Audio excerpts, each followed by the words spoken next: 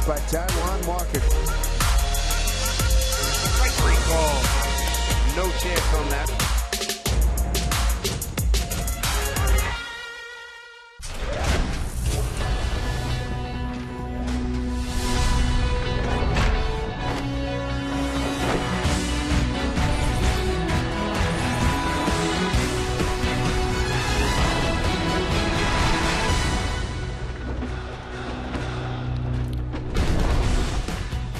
This is what a cactus looks like at night in the desert. We've got night baseball for you. Spring training game. It's Mariners and the Cleveland Indians from Peoria and the Peoria Sports Complex. Welcome inside Ford Sports Desk. Brad Adam and Mr. Bill Kruger, our baseball analyst. Always under the lights here, the bright harsh lights here. Good thing we've got the makeup. Well, at least you do. I do. Good for the guys as part of getting ready for the season to play a game at night? I think so. That's where players are used to playing at night. Don't think they're going to be thrown off because they've been playing morning practice and day games. Their body clocks are tuned in for 7. So this will be a fun game for them. Getting to sleep in a little bit. Taijuan Walker, we showed you the video. He is on the mound tonight. The guys calling the game. Aaron Goldsmith, Mike Blowers with a little preview of him and also a weather report down in the valley. A lot of rain here in Peoria today, but dry skies for tonight, Mike, and that's a good thing. We'll have a chance to see Taijuan Walker, his 4th start. All he's done so far is be absolutely electric, completely dominating. 8 scoreless innings, only 2 hits. What stood out to you the most about Taijuan? Well, I think first and foremost, Aaron, it's his fastball command. If you look at the amount of strikes that he's thrown, the quality of those strikes, he's putting hitters in a hole right away. And then, of course, the breaking ball. And the other thing I like is he's working on a slider this spring. It's something he started, got rid of his cutter, and he's been able to use that right away. What an athlete to be able to pick it up that quickly. But I think the main thing, just 1 walk, the 8 strikeouts that you mentioned, and only the 2 hits. He's a guy that I talked to early in spring, and he said, I'm not here to work on anything. I'm here to win a job. And so far, I think he's out in front. Well, he's been fantastic so far. Looks like we'll see him for about 5 innings today if all goes well. You say that he's out in front right now. We know Rowan Salias has pitched well in addition to what Taijuan has done. But so far, this has been Taijuan Walker's spring training. He has stood out maybe more than anybody else. I would absolutely agree with that. And I think the biggest difference, too, is Elias. I think there's some opportunity for the club to maybe do some different things with him. But Taijuan Walker, you're the 5th starter or you're not on this club. So I think that he has to pitch well, and so far he has. So far, the front runner, we all agree for that 5th spot, our Lexus pitching spotlight on the young righty, Taijuan Walker. The 3 starts, those are the stats the guys were talking about, 8 Ks in 8 innings. So 5 innings tonight, Bill, is that a big jump at all for him going from 3, maybe 4 to now 5 tonight? I mean, everything really is pitch counts. This guy has had to go to the bullpen after starts to get more pitches in. So to go to 44 to 60, 5 innings shouldn't be a problem. He'll have a little bit more of a challenge tonight. The Indians, one of the better left-hand hitting clubs he'll face. You're going to see Carlos Santana, Michael Brantley, Brandon Moss, Chisenhall, some guys that he's not going to necessarily go to the slider for. We'll see the changeup, hopefully the curveball, a different test for Taijuan tonight. Well, let's take a look at some of those Indian hitters you were talking about. Lots of lefties, 7 of them against Taijuan tonight. Starting with Bourne, Murphy, Brantley, the breakout year last year, hitting .327. Santana, Moss, got him in the offseason from the A's. Gomes, Chisenhall, Ramirez, and Eric Gonzalez, your second baseman. That is Indians lineup against Taijuan. How about the Mariners lineup? Tonight it's Jackson, Smith, Cano, Cruz, your DH, Seager, Logan Morrison at first, Ackley out there and left. Brad Miller hitting a cool .350 so far this spring. And Jesus Sucre catching tonight for Mr. Taijuan Walker. And you look at that lineup, Bill, we were talking about it right before we came on. That could be not an opening day lineup, but you got 8 starters in Sucre. That could be, a Sunday, second week of the season lineup. That's your right-hand pitcher lineup you're seeing outside of Zunino. So should tune in and see what you're going to see come a couple of weeks from now. So pretty exciting. You're going to see the big leaguers play a lot longer as we get closer and closer to that point. So should be fun tonight. At least 3 ABs, maybe 4 guys going 6, 7 innings. So, yes, it will be fun. And Taijuan again going 5 innings, we hope, tonight. And we hope that you are involved and let us know where you're watching tonight's game. You know the drill. Share a photo on Facebook, Instagram, or Twitter. Use the hashtag #WhereIRoot like these kind people. And we can use them on air tonight. Remember, we do want to see you in the photo. So if you're doing the selfie, getting other people involved, make sure you're in there, like this guy. Lots from spring training. I like that. We had a couple yesterday playing hooky, saying much better than work being down here in the desert watching baseball. And we do agree with that. So, again, keep them coming. Where I root. Where we root right now, it's Peoria. It's berms filling up. We got some baseball under the lights, and it looks like it's going to be dry. Down to Aaron Goldsmith and Mike Blowers. Gentlemen, good evening. Good evening, Brad. Bill, thank you so much. You're right, an absolutely gorgeous night here at the Peoria Sports Complex after some heavy, heavy rain last night that even carried into this morning a little bit. But, Flo, it's nice to be playing the first game under the lights, isn't it? It's fun for the players. I heard Bill, and he's absolutely right. This is what these guys are used to. This is what they're going to do for the most part. Get a little bit of break from the sun, too. That can be difficult at times. I know the outfielders are thrilled with it. They don't have to deal with the high skies and the sun, so it'll be a nice evening for them. But it just makes you feel like you're getting a little bit closer to opening day when you start playing under the lights here in Arizona. Well, something else to your point, making it feel like we're a little closer to opening day. We heard the guys in the studio talking about this. Taijuan Walker pitching hopefully 5 innings tonight, so the starters being stretched out a little bit. And as we've already covered tonight back at the studio and our advancer as well, Taijuan Walker has been maybe the most impressive player in camp so far. I think that he has, but he shouldn't feel that his job is done yet. I think the competition is going to go down to that last week on who's going to be the 5th starter. We mentioned Elias Ramirez is also in the mix for that, but Taijuan so far, he's been simply dominant, and his command of the strike zone is as good as I've seen him. He just seems like he's determined. You look at him, and spring training can be a lot of fun and relaxed atmosphere. I don't see that with him at all. I think he's been dead set on trying to win that job, and so far he's really excelled. And keep in mind, last spring, of course, Taijuan did not pitch at all, had the shoulder injury. Didn't see Taijuan until later in the season last year. Then had that phenomenal start in Toronto in late September against Mark Burley, which really showed us all the type of stuff that Taijuan Walker can have on a big stage, and that was a big game for the Mariners. He faces Michael Bourne to begin things here tonight. Bourne now in his 3rd season with the Tribe. Has really been hampered by injuries. Last year, 3 times on the disabled list, all because of a hamstring. We know that Taijuan Walker has the overpowering stuff, but it seemed like, especially in that start against Burley, it was the changeup which was the star. That was a big key, and he threw it more in that start than he did over the course of the summer. But I think one of the big keys that I saw from him and the turning point was his fastball command and the overall velocity.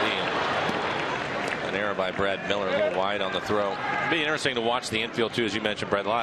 Aaron, a lot of rain today, and sometimes it doesn't dry out. I noticed they didn't really water it down too much to get the game started, but a throwing error for Brad. We'll take a look at it. Just a routine 2 hopper. Fields it cleanly. He's in good shape. And he dropped his arm down. You can see him drop his arm, and ball tails and goes over towards the Cleveland Indian dugout.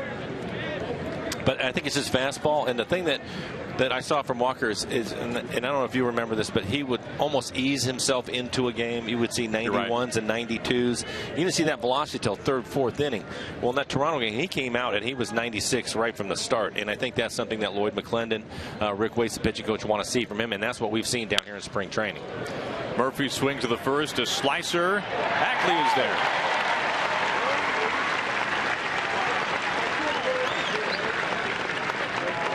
Nice range there by Dustin. We saw last year Dustin Ackley make some fantastic strides in left field. He's a good athlete. He can cover a lot of ground when he's healthy. I thought that had a chance to drop, but a fine sliding catch by Dustin. One out, Bourne at first base for Michael Brantley. When you talk about a player last season that really burst onto the scene, he had been in the big leagues for a number of years before last season, but finishing 3rd in the MVP voting, a 2020 player, one of only 5 in baseball last season, over 20 homers, 20 on the nose actually, over 20 stolen bases. That's not easy to do. No, and the difference for him was the power numbers. He's always been a quality hitter, and you've seen the speed from him, but to hit 20 home runs, I think that's what kind of put him over the top and put him in that MVP discussion. An all-star Silver Slugger last year as well.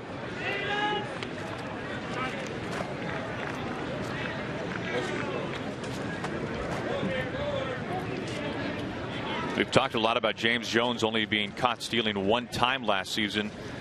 In his 28 tries, he and Brantley were the only 2 players in baseball last season to swipe at least 20 bases and only get caught once. Cano, the spin, Miller to first in time for the double play. The air gets wiped away. Bourne can't advance past first, and through 1/2 inning, it's the Indians nothing and the Mariners coming up.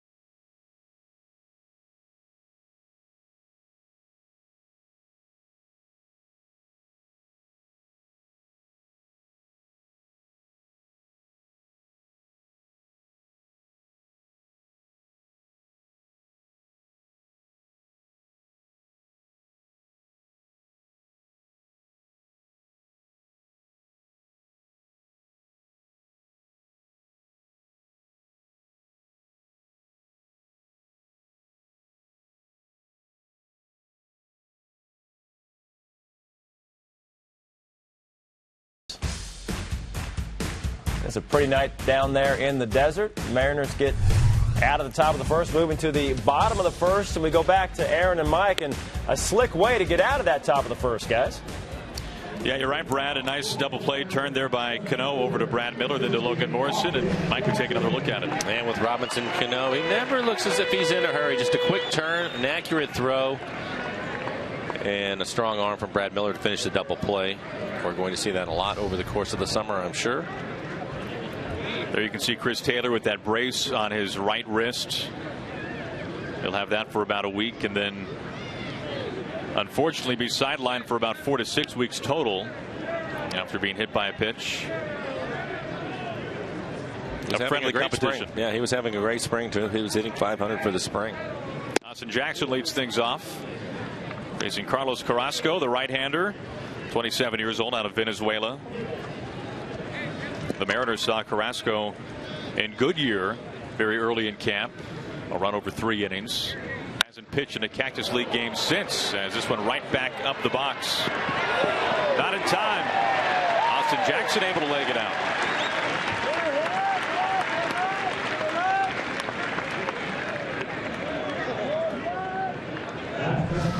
This is a really good play by Jason Kipnis, the second baseman, but it looks as if Santana pulls his foot off the bag as he stretches. That'll be an infield hit for Austin Jackson. Leadoff man aboard for Seth Smith.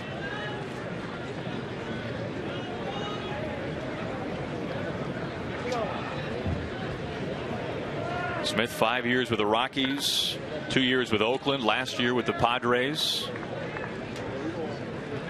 Lloyd McClendon was talking earlier today about why he likes Seth Smith in the number 2 spot.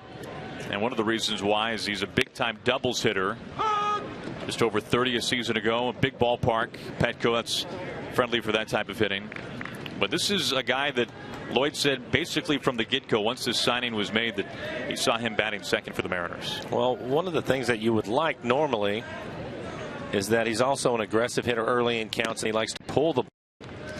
But unfortunately, as we saw last year, and the game has changed, and people will shift on you, and that's what we're seeing right now from the Cleveland Indians. They have the shift on. A few years ago, you would have the first baseman holding Austin on and the second baseman playing in his normal spot for the double play, and you'd have a huge hole on the right side, but the game has changed, and we saw a lot of that last year. Last season, it might have been the Dodgers against Seth Smith actually put 4 infielders on the right side. That's how drastic of a shift they went to.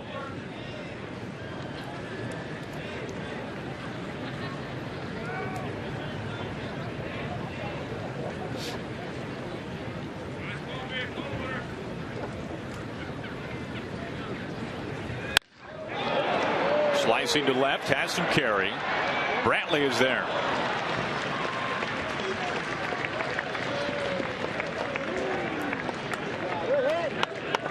Jackson, who reached on the infield single, back to first base.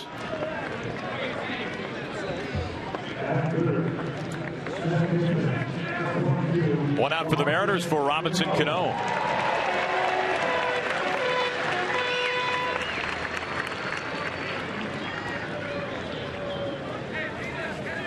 Cano so consistent last 5 seasons for Robinson, leading all major leaguers in games played.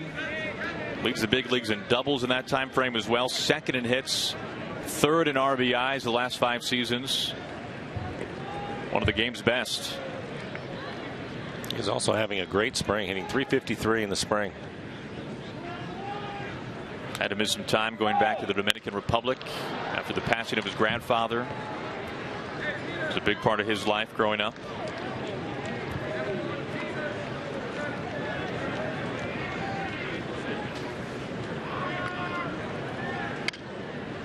Carlos Carrasco can really bring the heat if you haven't noticed. 96 miles an hour he can reach with his fastball. He's got a changeup that is of about Felix's velocity, 88, 89.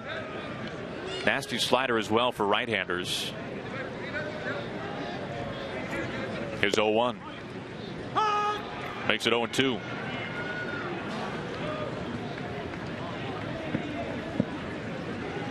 Carrasco had a fantastic finish to last season. His final 10 starts of the year with the Indians, he had an ERA beneath 1.5. It was the lowest in the big leagues.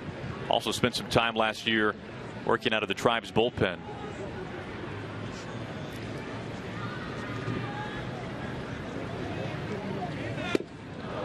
And Cano, you don't see this very often, down on 3 pitches. First strikeout for Carrasco.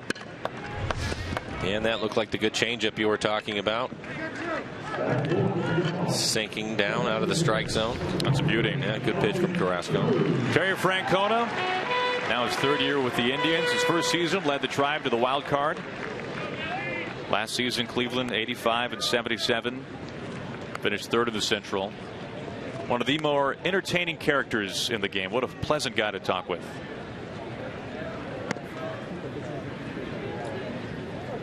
Two outs. Jackson at first base for Nelson Cruz.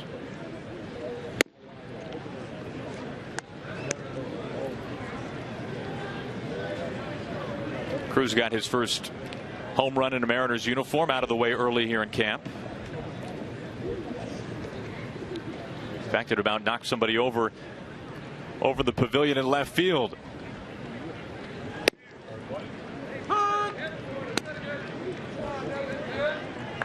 Another nice crowd tonight here in Peoria. We have seen some tremendous crowds. Virtually every game lately has been a sellout here in Peoria. This is the first game under the lights. A little break from the heat.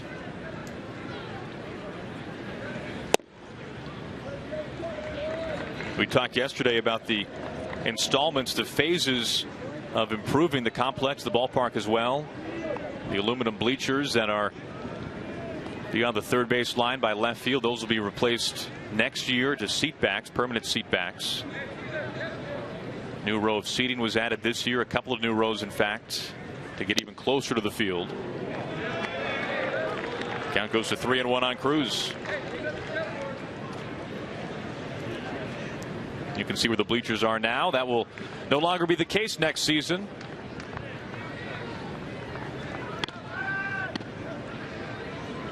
Pretty packed tonight, though. This is the second time facing the Indians this year. Soft pop-up right side. Gonzalez, a 2-hand squeeze, and that'll do it for the Mariners. Jackson stranded at first, and through 1 inning, the Mariners and the Indians scoreless.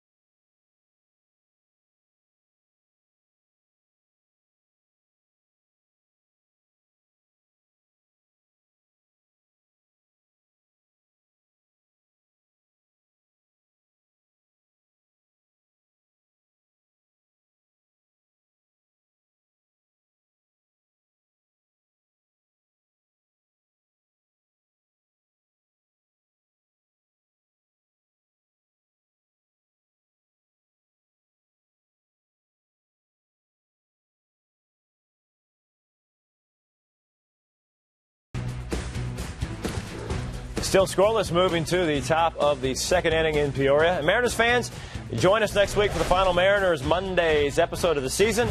Tune in on Monday at 7 Pacific as we reminisce on the final few games of the 2014 season. For your local programming schedule, visit rootsports.com. We all remember those final games, the home series, the sweep of the Angels. That was a lot of fun. Looking forward to a lot of games like that, hopefully, this year as we get you back to Aaron and Mike. There's no question about it, Brad. Boy, when you think back to last season, especially late in September, you think about that game 161, Lomo's double, scoring Seager all the way from first base to tie it up. Mariners would go on to win it. Gave the M's a chance in game 162. One of the best moments of the season. And some valuable experience for a lot of the young players on the Mariners. When you think about Zunino and Seager and Brad Miller, Dustin Ackley, guys that haven't been to the postseason, and to be in that in September, that's a big step forward for them. A little extra motivation during the offseason? I think so. And when you, especially, you realize that it was that one game that was the difference. And you, as a player, you'll think about the season and different games along the way, and maybe something that you personally could have done better that would have made the difference. Awfully close. But I think you also just gain a lot of confidence from going through that and realizing that you actually are that good and you can get there if you're, if you play well. And the one thing that we've noticed in spring again this year that is no different than last year is these guys have worked extremely hard, a lot on the fundamental things, and that is something that Lloyd will continue to do throughout the year, I'm sure. Well, pitching and defense, that was the calling card last year. Strike three call, 96.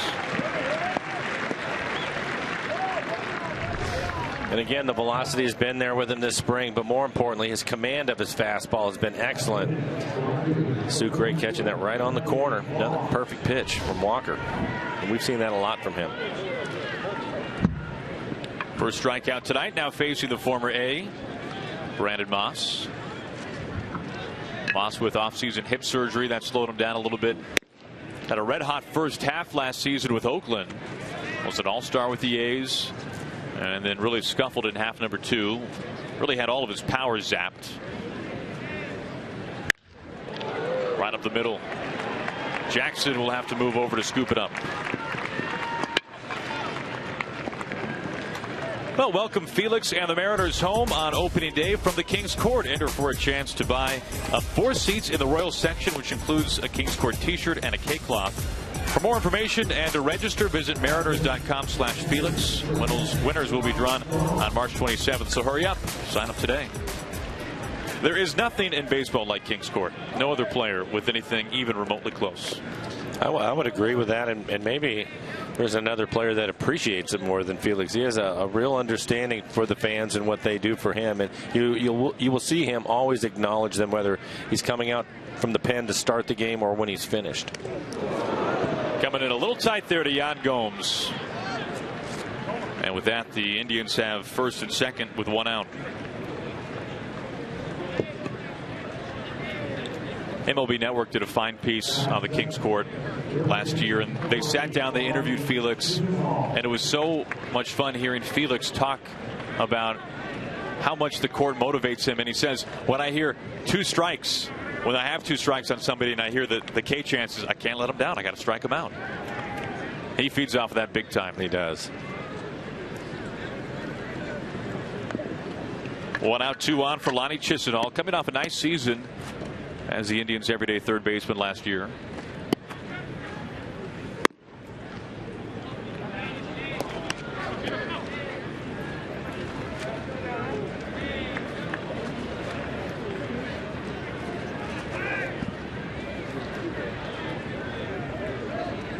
Taijuan Walker in that competition for the 5th starter spot in the rotation with Elias, with Erasmo Ramirez as well.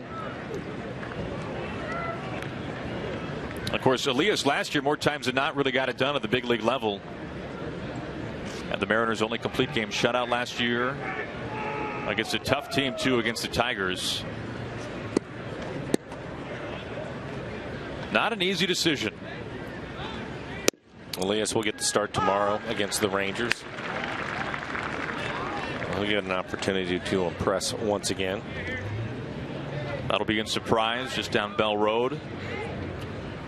A lot of things going through Lloyd McClendon's mind these days.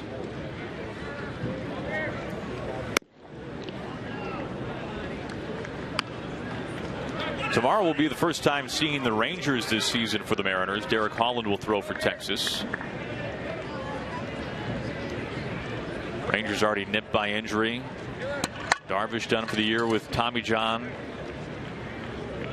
Right when Texas was hoping to press the restart button. Ball 4, missing low. And with that, now 1 out, and the Indians have him loaded. Really the first time this spring where we've seen Taijuan in some real trouble. The base hit looked like it was a changeup that he left up in the middle of the plate that Moss had to center field, and then he hit a batter, and now the walk. Only his second walk of the spring. Entering today, 8 innings over 3 starts for Taijuan. A walk, 8 strikeouts, only 2 hits.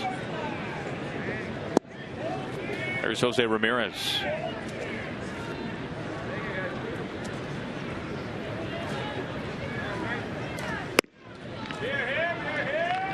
Seems like we're seeing Taijuan miss up a little bit more than usual in this inning, and we haven't seen that all spring, and that's the reason why Rick Waite, the pitching coach, is going to make a trip out to the mound, have a conversation with him.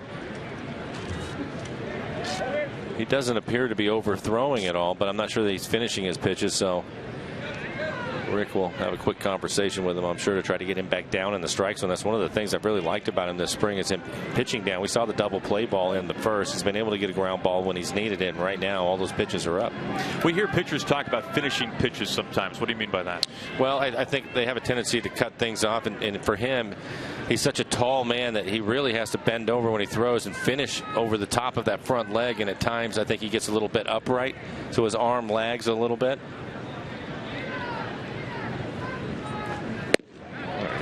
Like a good changeup.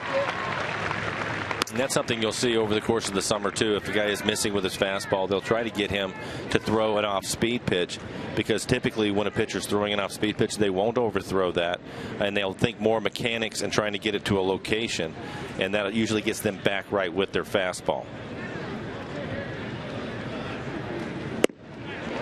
Awkward swing there from Ramirez. Looked like the same pitch.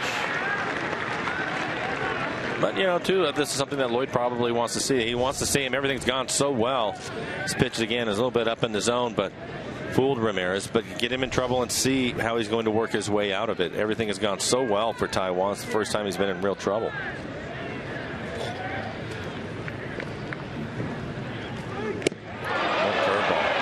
That's a beauty. Ramirez will have to hunt down the bat.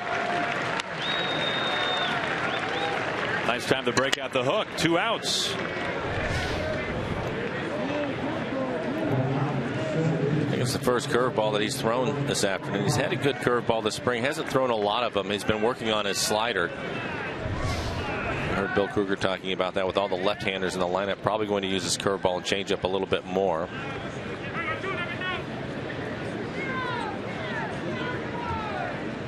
When you think about from a hitter's perspective, facing Taijuan Walker, as we see that curveball at 78 miles an hour, 76 to 78, we know that the fastball he can touch 96, 97. That's a huge change in velocity and in eye level. Well, it's everything. He can do all of that, and on top of that, he's an imposing figure on the mound. He looks like he's right on top of you. He looks like part of the Legion of Boom. Yeah. But I think the main thing for a hitter is you realize in the back of your mind, you know, you have a pitcher out there that can throw 96, and it's a smooth 96. He doesn't just reach back and fire it. It comes out of his hand nice and gets on you in a hurry. And I think with the break on his curveball, that one curveball that he had for the strikeout, you can see how much that 12-6 break, it's hard to square up. A lot of swings and misses here lately. Now a strike away from wiggling out of the second. Taijuan said that he ended up getting rid of his cutter and using his slider more, and looking at that last pitch a little bit hard at 91. I'm wondering if maybe that was more the cutter than his slider, probably overthrowing it a little bit.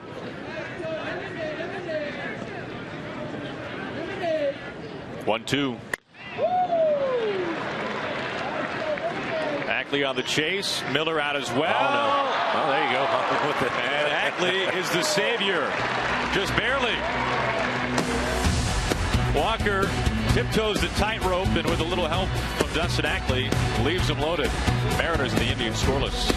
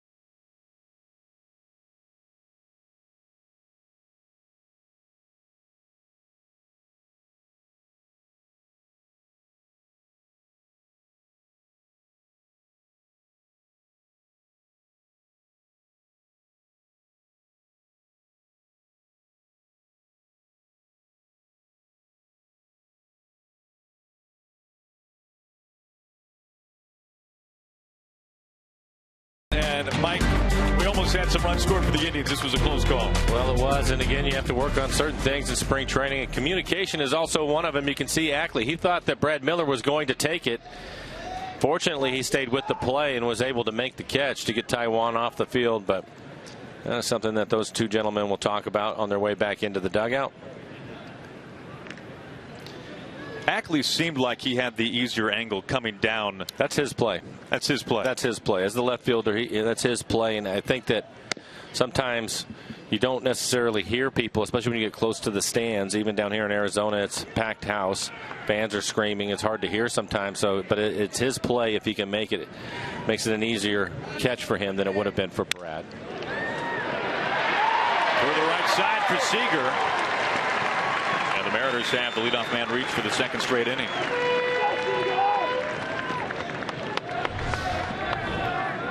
Kyle having a good spring, hitting over 300 this spring.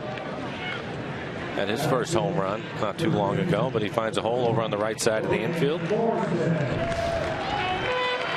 shift that time for Seager. Brings in Logan Morrison.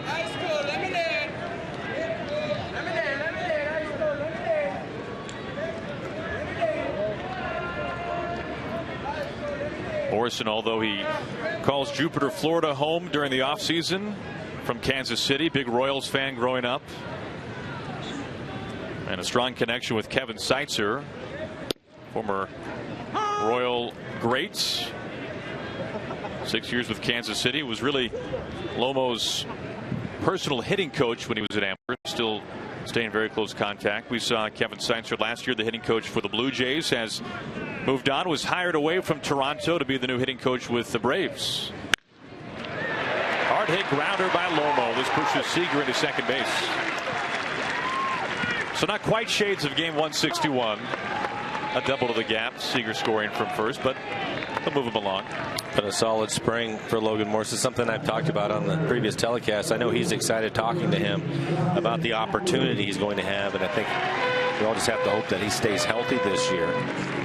But with the guys hitting in front of him, you have an opportunity to put up some big numbers if you have a nice year. And he was good in spring. He's kind of carried things over from the end of last year. We're talking about Seitzer. I know he had that hitting facility in Kansas City, and he was doing it. But Raul Ibanez also spent a lot of time with Kevin. One of the best. Who knows? Had Raul not taken his name out of the fold, he might have been the skipper in Tampa Bay this year. He was one of the final names that the Rays were looking at, with Madden moving on to Chicago. Ackley on the first pitch, jumps on it. Seager rounds third. Kyle scores, the Mariners have the lead. No hesitation there from Dustin Ackley. 3 straight hits to open up the second for the Mariners.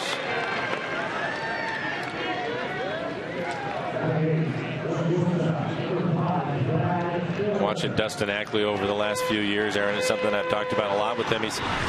He has such a good swing, and the ball jumps off his bat. I like when he's aggressive at the plate, and right there has a chance to drive in a run and jumps on a pitch. He's having a good spring.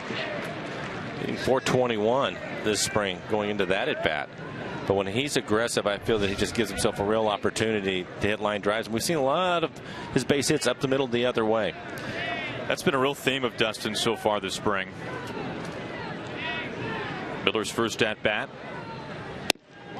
And we've seen the last 2 years in the second half of the season how different the Mariners lineup looks when you have Dustin Ackley hitting around 300, which has been what he has hit in the second half. The last 2 years. Yeah, it's been difficult for him to get out of the gates, and I know they've been talking about him getting more at bats here in the spring, hopefully to change that, get him off to a better start. That was one of the things Lloyd said during the offseason and going into camp, that he wanted to try something new with Dustin to see what haven't we done that can get Dustin hot right out of the gates. And he basically said, listen, we're gonna work Dustin Ackley really hard in camp, and so far that's what we've seen.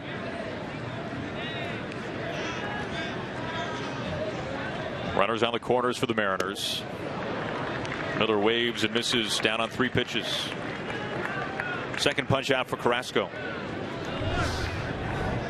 Take a look. It looks like a good fastball running off the outside corner. Good movement from Carrasco. Borderline pitch, but Brad trying to protect with 2 strikes. That brings in Sucre.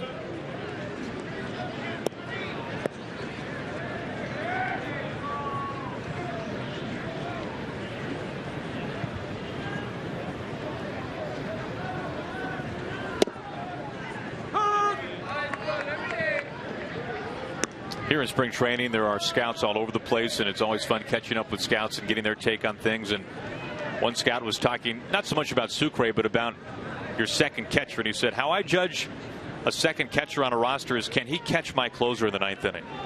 Do I trust him in the 9th in a safe situation, catching a live arm? And Sucre has proven that behind home plate, he's been terrific. He can handle that. And it makes sense. The closers are typically difficult because they don't know, especially in today's game, these guys are 95 to 98 miles an hour, usually with some movement. But they always have a split or a really hard breaking ball that's going to end up in the dirt a lot, and you have to be able to keep it in front of you. And the other part about it is having to frame that fastball at 98. And Sucre, that's one of the reasons why he's here, is because of his defense. He has a strong throwing arm, too. Last year, Mike Zunino caught the second most innings in the American League. Now, he's got young legs. We know that about Mike, but Lloyd has made a point, and he even said this last year, we need to give Zunino a little bit of a break more often, and you can tell that they trust putting the keys in the hands of Sucre. Yeah, Lloyd said that yesterday morning when we were talking to him, and he said in a lot of that rest he wants to give to him early in the season. It's going to be more difficult to give him days off in the second half when you're trying to win. Gonzalez to finish things off, and that'll do it for the Mariners. But a run scores Ackley the RBI, brings home Seager from second. We've played 2. Mariners lead 1-0.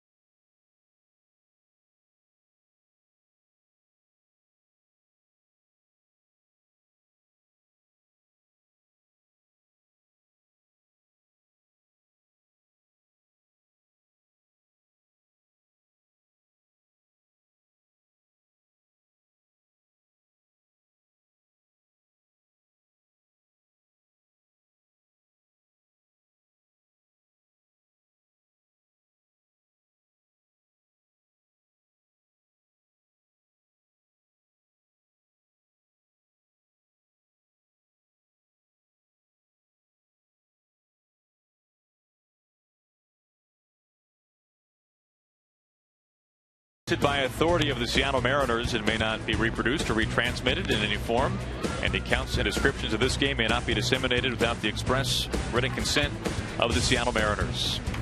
Well, in the background there, you can see where you'll find the Flowers family every night after the games. Usually lunchtime. Lunchtime, okay, Yep. fair enough. Corner of Bell and 83rd. Not a bad place to be after a game. We go to the top of the third inning. That's where Michael Bourne will lead things off. Nice to have Mariners general manager Jack Sorensic in the house tonight. Jack, good to have you. Good to be here. Thank you. Been busy.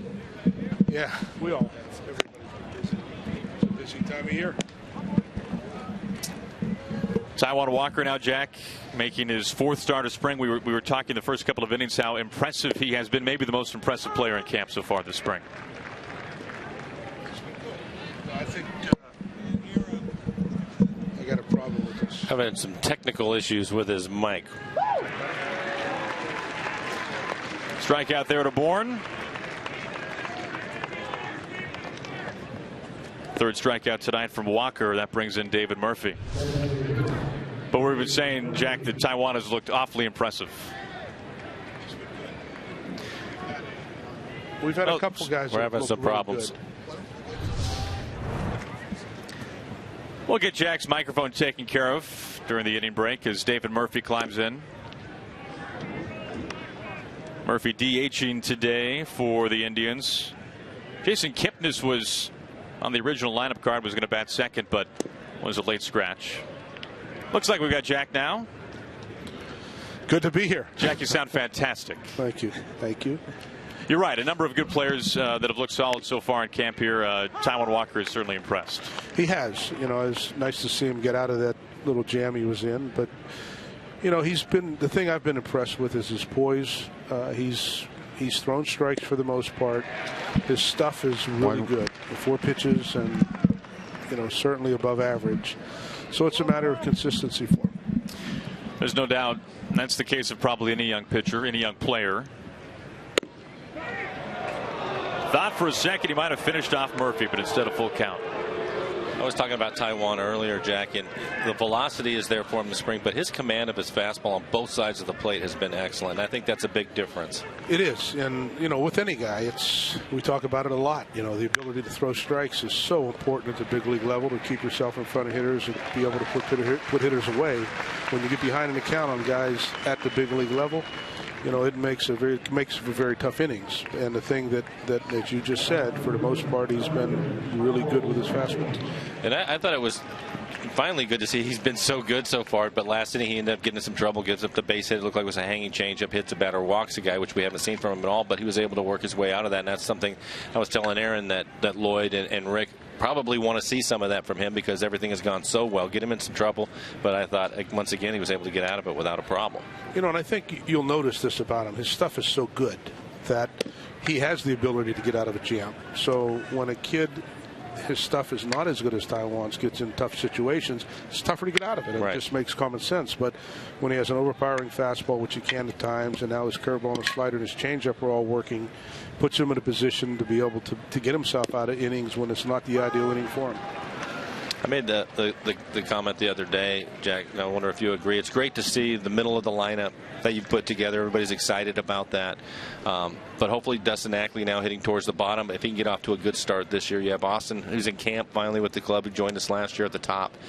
But the thing that excites me the most is just the overall depth of this club. On the bench, in the bullpen, and the starters that you have.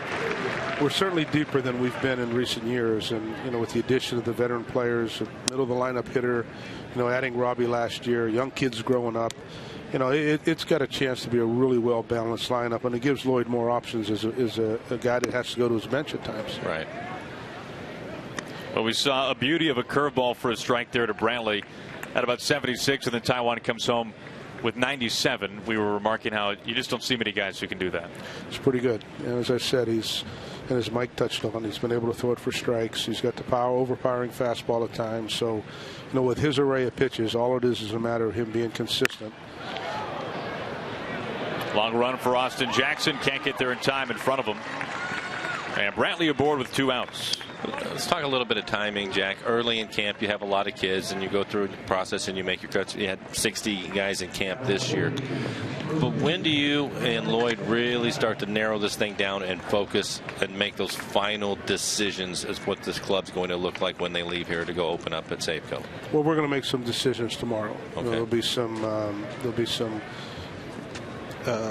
players that will leave camp and report to minor league camp, so that'll scale it down some. You need to keep extra players here as well, simply because you're going to need to be able to play games and rest your guys. But about the last week is when you're really bearing down to who you really think is going to be on this club. You would have seen enough through that course of spring training, but it gets right down to the last week.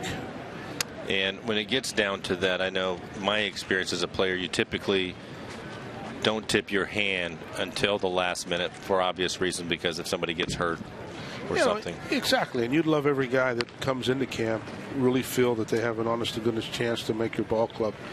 And when you get right down to that last, let's say 30, 35 players, you're going to probably use most of those guys during the course of a year, whether it's reaching down into AAA to bring pitchers up or position players. You just never finish the year with the first 25 that you start with. It just is the nature of the game. That does it for the Indians. We're going to keep Jack right here in the booth as we go to the bottom of the third. Mariners have the lead 1-0.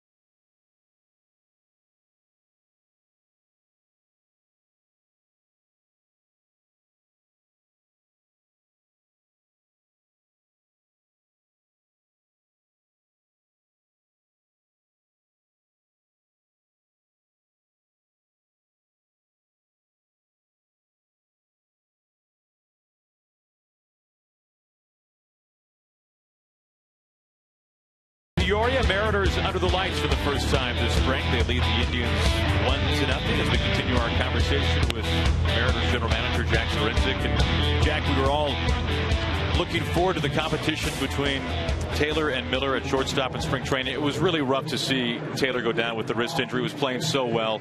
I know that was devastating for everybody. It was, and it's unfortunate.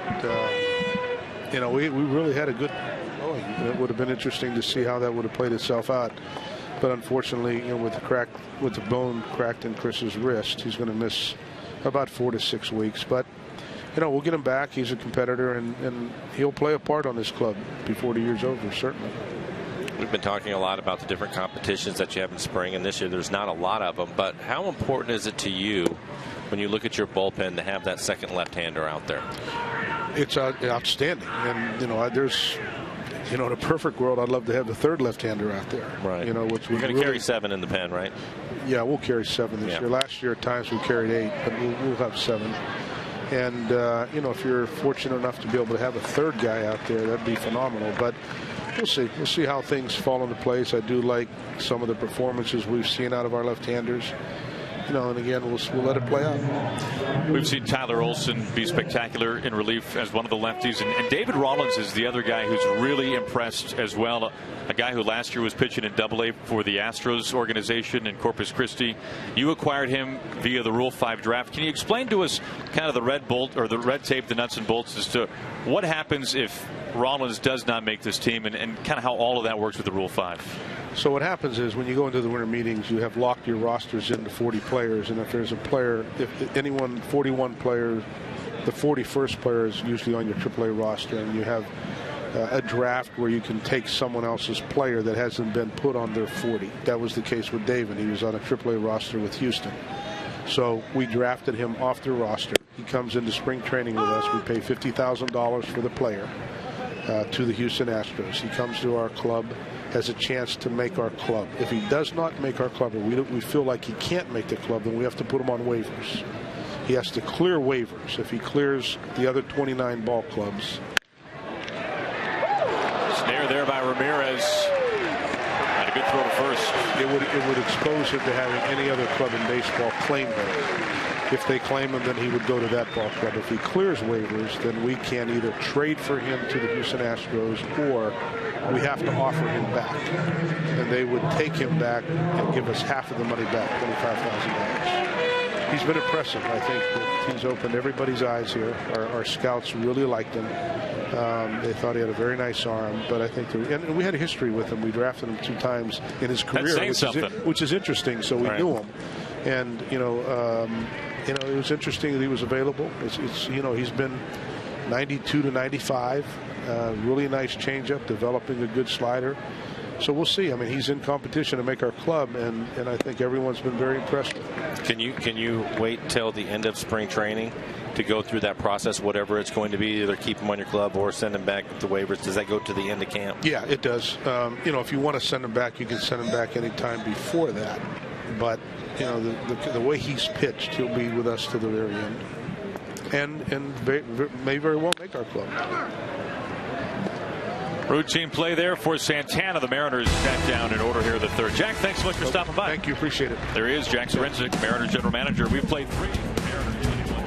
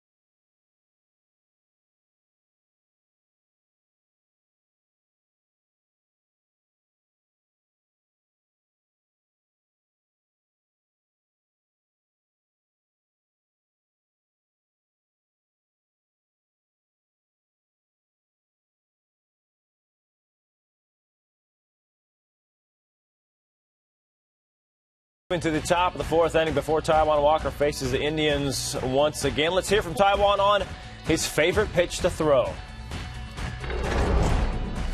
Definitely fastball, and I like to throw a fastball inside a lot, just to get the hitters off the plate a little bit, especially when they get too comfortable out there. Definitely fastball inside. Just kind of just grabbed it and just started throwing it, and throwing it, and just got comfortable. I used to be spread apart, but wasn't comfortable, so I tried to get my fingers together. Welcome back to the Forward Sports Studio here in Peoria. Bill Kruger, I want to bring you in on what Taijuan had to say. You had to like what you heard from the youngster, kind of old school fastball inside. Make the hitters feel a little uncomfortable. And we saw that this last inning. He got ahead of Michael Brantley and spun his cap a little bit, 97 miles an hour. Of course, Brantley came back and got a base hit on a changeup, but he certainly is not afraid to do that. That's really big. Hitters pick up on that. They know that you are unwilling to pitch inside. They're going to dive out over the plate. He's looked really good tonight. His ability to sort of change gears, use his curveball, once he sort of found his rhythm again in that one inning. The contrast of that curveball, wow, what an eye-opener that is. 73-74 behind 95-96. That's tough to deal with. Explain to us a little bit about what Mike touched on during the telecast. It's Taijuan Walker's fastball. It's fastball command and what that can do for your other pitches, Bill. Well, as a young player and you're coming up through the ranks, when you throw really hard, hitters have to start early. And you end up getting swings off the plate and allowing you to get into the count and get ahead. When you get to the big leagues, they make you prove that you can pitch on both sides of the plate with your fastball. And if you can't, then they'll get you behind the count and then start looking for a certain area to hurt you. This young man understands that. We're seeing more fastballs in the count, deeper in the count, trying to lead with the fastball more. He's been very impressive this spring. See a strikeout here from Taijuan. Looks like another fastball right above the hands. Good location. Four-seam fastball with that curveball that spins on the same axis, that's really tough. Taijuan continues to impress. One out here in the fourth. Back to Aaron and Mike. Guys, still looking good. Yeah, Brad, Bill, right on cue, as you said. 95-mile-an-hour heat there to Moss for his fourth strikeout today, now facing Yan Gomes. And, Mike, how many times do we see a young pitcher new to Major League Baseball who has similar type of stuff as Taijuan has in terms of just a really good mix of pitches and want to get kind of cutesy with it and use all the different things that they have when, if you've got 95, 96 in your hip pocket, that's not very comfortable. Well, I think for a lot of them, they don't understand how hard that is to hit. And I think his ability, and we heard it from him, his want to pitch inside, that's a separator from a lot of other guys. Pitchers, they're not always, especially when they throw hard, real comfortable trying to pitch inside. But if you throw that pitch out over the plate a lot, it's easier for the hitter because he's just going to drop the barrel out there. You're providing all the power with 95 to 97. And so many times you see pitchers nowadays that have the arm that he has that can throw 95, 97, but guess what? They're out in the bullpen. The reason why they're in the bullpen because they may have just one other pitch to go with it. You're talking about a guy that has that fastball and he has 3 quality pitches now. He just started working on that slider and it's already a good pitch for him. There's one that's off the plate away, but Bill was talking about his curveball as a hitter. That's hard to square that pitch up, especially with the difference in the speed of it, the velocity, and his changeup has been excellent. We saw that last year in Toronto. You mentioned it earlier, Aaron. He threw it a lot more in that game, but it's all set up on his fastball and his ability to pitch inside with it. And you can see him, all that's starting to come together and his confidence growing. I love his makeup on the mound, seeing him now. He's determined to make this club, and you can just sense it from him. But he's still really young, and there's going to be days when things aren't going to go particularly well. But over the course of time, as Bill was talking about, he is going to dial that in more consistently, and then you're really going to have something. You can tell that for Taijuan Walker, each time he takes the mound here in spring training, it is a serious job opportunity and audition, and he's taken it seriously. There's no question. Rick Waits there on the left. Trent Jewett, second season now as the Mariners bench coach. Lloyd, of course, on the right. You saw Trent giving some signs right there to Sucre. He's not calling the pitches right now. He's basically, it's the runner at first, whether they want Taijuan to throw over, hold the ball a little bit longer, or maybe even pitch out. But it's not. They're not calling his pitches. Sucre's calling this game, and he and Taijuan are working together. That's what those signs are for. That's Gomes at first base. He drew the walk. Finishes off Chisenhall with a 360. That's the 5th punch out for Taijuan tonight. Well, here's the curveball again, set up by a couple of good fastballs, and you can see the 12-6 rotation right on the outside corner. Chisenhall way out in front of it. The other thing that we've seen this spring that makes it even more difficult, and I've talked about it during the course of the summer when these guys are playing, Aaron, is as a hitter you try to eliminate pitches. Most starters are going to have 3-4 pitches that they throw, but you figure out pretty quick which ones they can throw for a strike and are comfortable and when they're going to throw them. It's rare, and this is what makes Felix so great, is Felix, all of his pitches are pluses. They're for him. He can throw them all for strikes, and he can also move them off the edges of the plate if he needs to. And Taijuan has those type of pitches. He's just not as consistent as Felix right now. But Felix wasn't either when he first came up. And that makes it so difficult as a hitter if you can't eliminate pitches. And one thing that Felix does so well is his arm speed, his arm angle. They all look the same in terms of his delivery. Yeah, everything comes out of the same arm slot. He doesn't give anything away. And that's, one of those things Rick Waits, I'm sure, works on with Taiwan and probably Paxton too. That's important because it doesn't take much. It's a split second for a hitter to pick something up, and that's an advantage to them. And so they'll look at a lot of video to make sure, especially if the pitcher is going through a tough stretch. That's one of the first things they'll look at. Is he giving something away?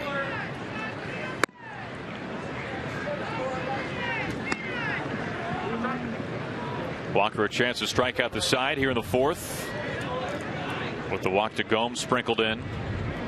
Ramirez struck out on a curve back in the second.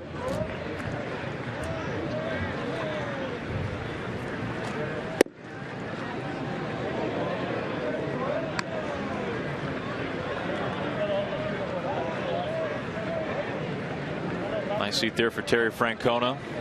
Father played with the Indians. Had that year off between his stint with Boston and then going to Cleveland. Was an analyst on ESPN Sunday Night Baseball. Tito saying that year was something he really needed to kind of clear his head a little bit. Things unraveled in Boston for Francona after helping guide the Red Sox to their first World Series victory in 86 seasons, then won another one.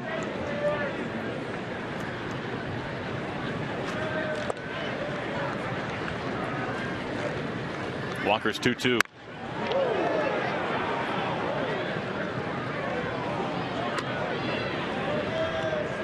Francona is one of the best bubblegum chewers in baseball. He is relentless. Asked him last year, how many pieces of bubblegum do you go through a night? He thought about it for a minute, wanting to give a fair answer, and honestly, he said about 80. 80 pieces. He's got his dentist on speed dial someplace.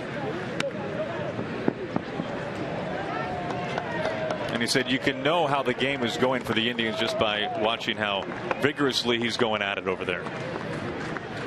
He's not fooling around. One of the most likable managers in the game. Squibber out to Miller. The short way, Cano there, and that'll do it for the Indians in the fourth. We go to the home half. Mariners still holding a 1-0 lead.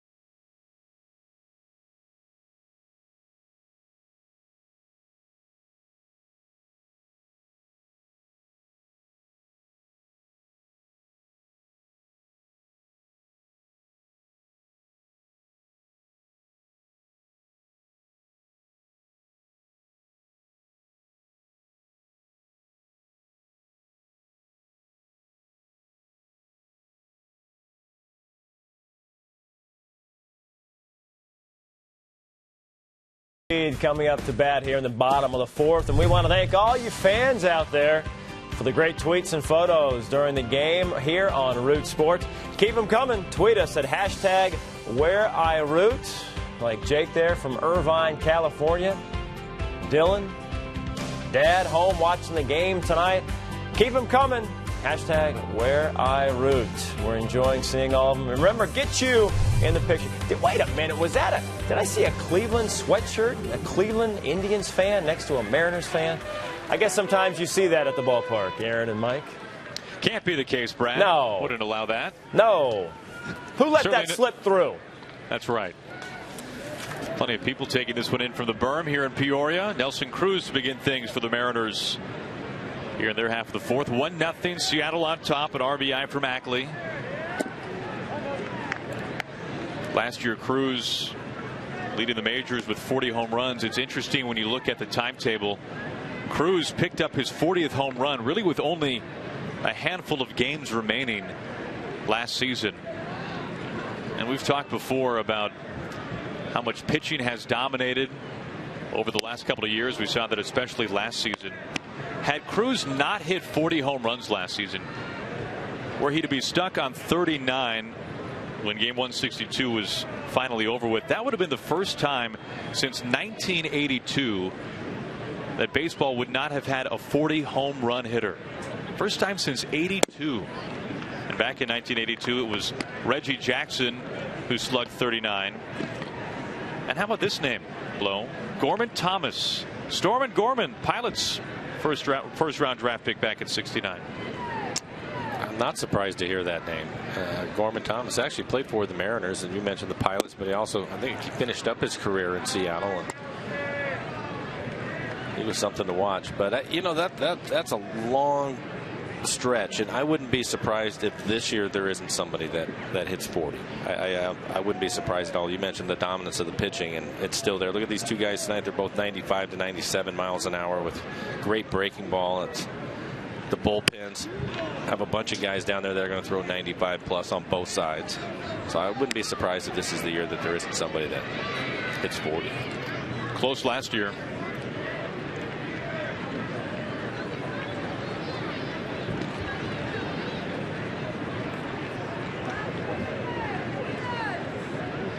Cruz 0 for 1 tonight. He popped up to end the first inning.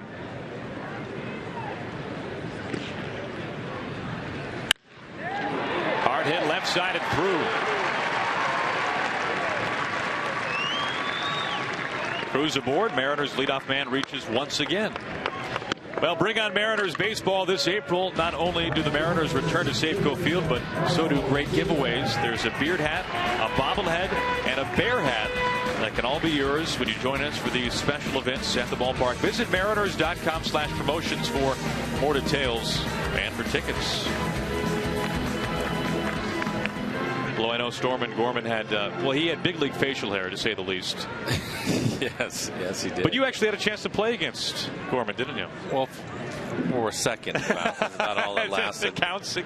I was playing at the University of Washington, and we had a chance to play the Mariners. They were just finishing up spring training, and their last spring game was actually at the Kingdome, and we had a chance to play, and Gorman was there. I remember watching him, though. I believe, I don't know if it was his rotator cuff, but something was wrong with his throwing arm. He was playing left field, and he actually used to throw the ball back in underhand, like a softball pitcher would. How'd that work out for him? Not particularly well, but when you're able to hit 30 home runs a year, you let it slide. Yeah, that's something you can live with. 1-1 to Seager.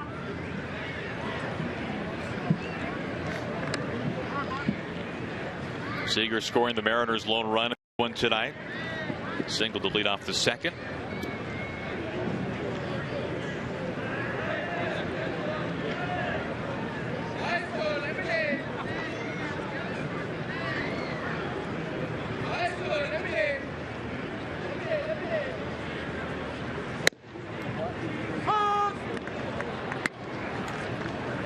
Well, we were talking with Jack Zarenzik about David Rollins. We'll have a chance to see Rollins pitch shortly here tonight. Lefty, which has really impressed so far here in spring. He and Tyler Olson especially.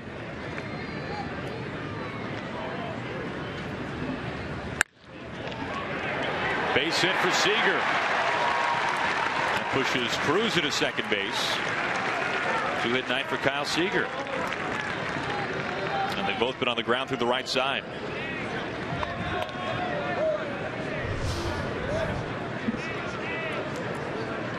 Second base hit into right field. This time it's the breaking ball. Had a base hit off the fastball his first time up. him to stay back and drive that breaking ball into the outfield. We have a pinch runner. John Baker is going to pinch run for Cruz, so his night is over. Excuse me, John Hicks. John Hicks is going to run for him. So Hicks in there for Cruz. Cruz done for the night. And here's Logan Morrison. Lomo 1 for 1. He singled through the right side.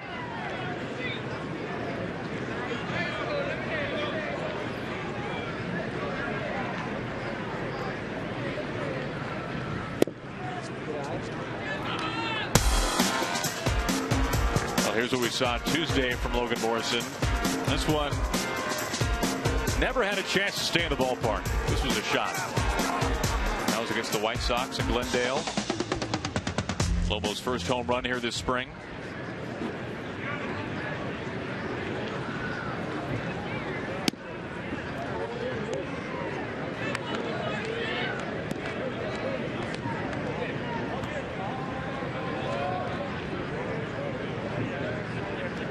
Hicks at second, Seager at first.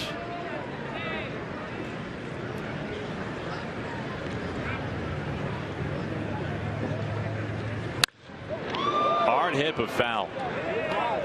We were told that Taijuan Walker was going to go 5 innings, but he's had to throw a few more pitches tonight. So I'm thinking, looking at Rollins, he's been ready to go. So I'm assuming that Taijuan's night is over. Pitching 4 innings tonight. Well, they struck out 5, and we know that when you strike out a bunch of guys, that has a tendency to chew up your pitch count a little bit. He also had a couple of walks. Yeah, 2 walks. You're right. He only had 1 walk coming into this one, but a couple of walks. That second inning, the most impressive in some ways for you, Mike, just wiggling out of that problem? For me tonight, yeah. Just because he clearly was uncomfortable and struggling a little bit. He gave up the hit, and then he hit a batter and had a walk, which we really hadn't seen from him. His command was kind of all over the place, but he was able to settle down, get a big strikeout, and get himself out of the inning with a pop-up to left. So for me, that's what I like to see from a young pitcher. You know, Taijuan is so talented that you can understand why he would just cruise through the lineup, you know, for a couple of innings, but we haven't seen him get any trouble. That's the first time this spring, and to see him work his way out of that was impressive, and make an adjustment to do it. Yeah. Gave up the single to Moss, then hit Gomes, a walk to Chisenhall, and left him loaded.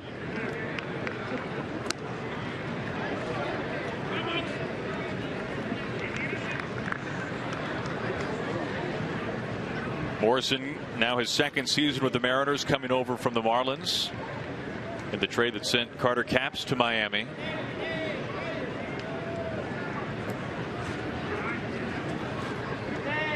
Carrasco's payoff pitch. It was interesting when news broke that the Mariners were getting Logan Morrison. Those who knew of Logan knew him mostly from his exploits on Twitter. He could be a little outspoken using social media, but probably fair to say, with the exception of losing a one-on-one fight with a bat in the tunnel last year, Logan Morrison was a fine citizen with the Mariners. Seems to be a terrific clubhouse guy, a well-liked guy. Well, I think he's a popular player. Yeah. I don't think there's any question about that. For me, again, I'd like to see him stay healthy and see what he's capable of if he can get 450 at bats. Runs the walk here, and the Mariners load him up.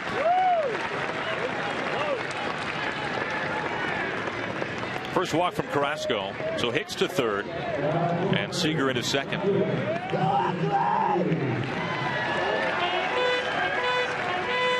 Great opportunity for Ackley right here with the bases loaded and nobody out. Dustin had a base hit his first time out driving the 1 run for the Mariners. He was aggressive, hit the first pitch hard back up the middle.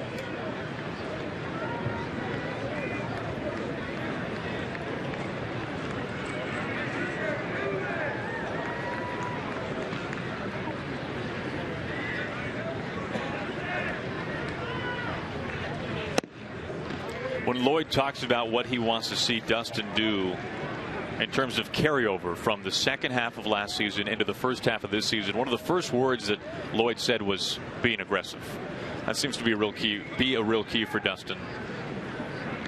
You know that he can spray the ball to all fields. And Gomes out to have a chat with Carrasco. Well, we were talking about it after he had the base hit his first time up, and that's something that I've seen from him too. And he's a talented player. Obviously, that's the reason why he was high a pick as he was, and he has the ability to run the bases. He might be their best base runner. We'll see. It'll either be him or Austin Jackson, but fundamentally, he runs the bases as well as anybody with plus speed. And if you can get him on the bases, especially now that he looks like he's going to hit down towards the lower half of the lineup, and maybe that will help him too, take some pressure off of him, Aaron, and let him just go about his business on a daily basis. He could be productive. Batting 7th tonight.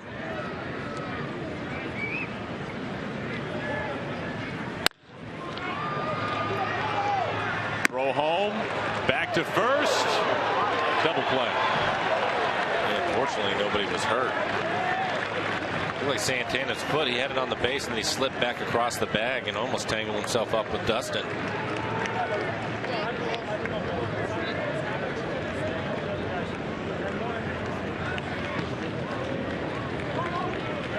Santana, the former catcher, with a bullet home. We'll take another look.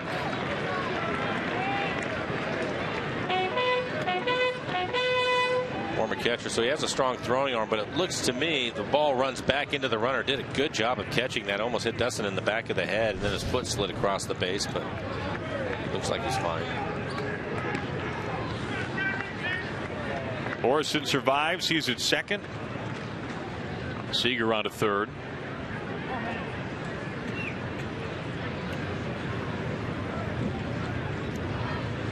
Miller 0 for 1, struck out on 3 pitches back in the second.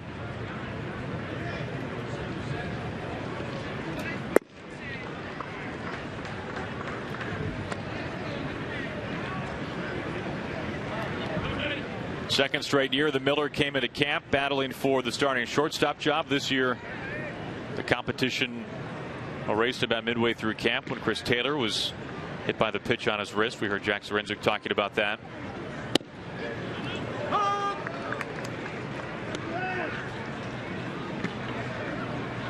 Miller and Taylor played against each other in college. Taylor at Virginia, Miller at Clemson. Both friends off the field.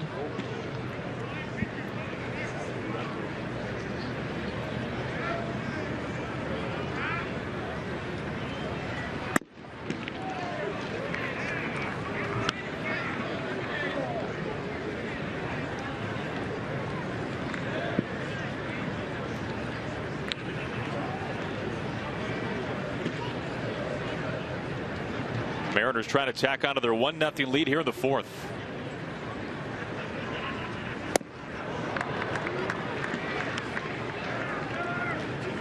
You can see Chris Taylor once again with that brace on his right wrist. He'll have that for a few more days. Trying to figure it out. Trying to get that thing off. Would rather not have it.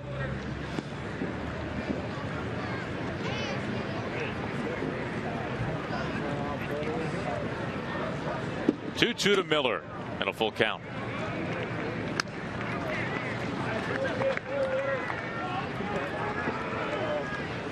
Sucre on deck. Mariners hitting coach Howard Johnson right behind him.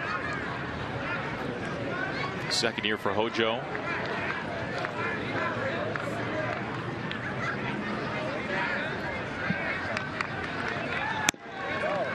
Bases loaded once again.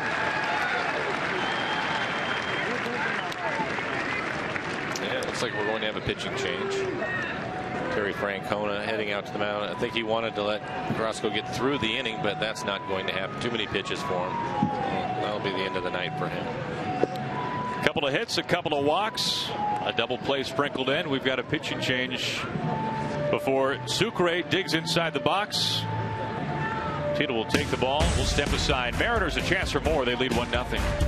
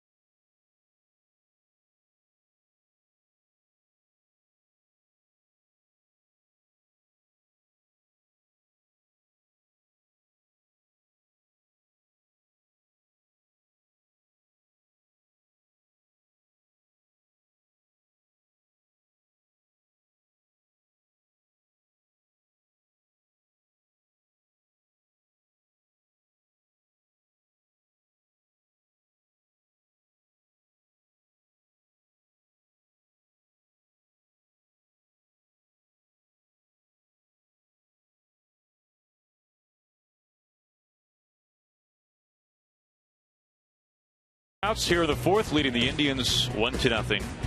Well, watch the Mariners in comfort and style on the exclusive Terrace Club level at Safeco Field. View the game from your seats or step inside the Terrace Club Lounge, complete with a full bar, specialty concession stands, and plenty of plasma TVs, so you don't miss a second of the action. Check out mariners.com/premium for more information on enjoying a game from the Terrace Club. Aaron Goldsmith, Mike Blowers from inside the Peoria Sports Complex. And a new pitcher, it is Brian Price, who takes over for the starter Carlos Carrasco. That goes 3 2/3. Leaves the bases full. He walked Miller, so Brad at first base. Morrison at second.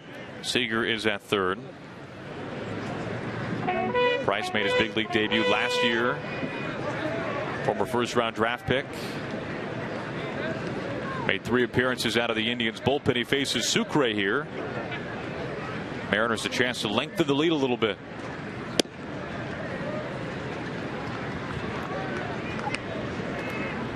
Seager at third. He reached on the single through the right side. Lomo walked. He's at second. Miller walked as well.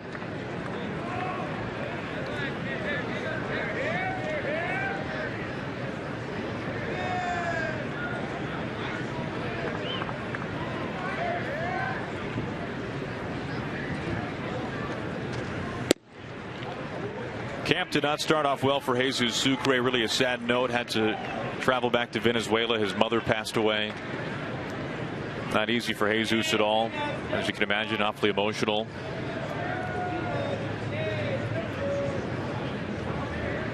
Came back to camp surrounded by a lot of guys who really care about him. Good way, best he could to get his mind off of things. 2-1 now on Jesus.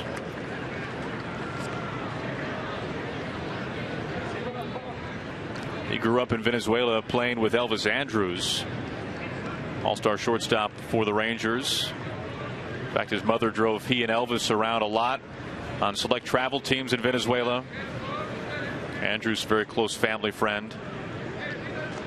No doubt he was impacted by that as well. No place to put Sucre. 3-1 the count.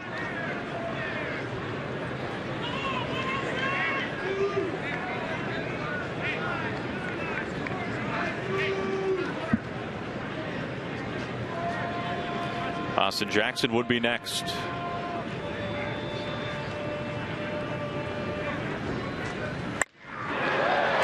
To left field, Brantley in his range, and the Mariners leave the bases loaded. They've left 6 so far through 3 innings. We go through 4 innings making. We go to the 5th. Mariners still on top.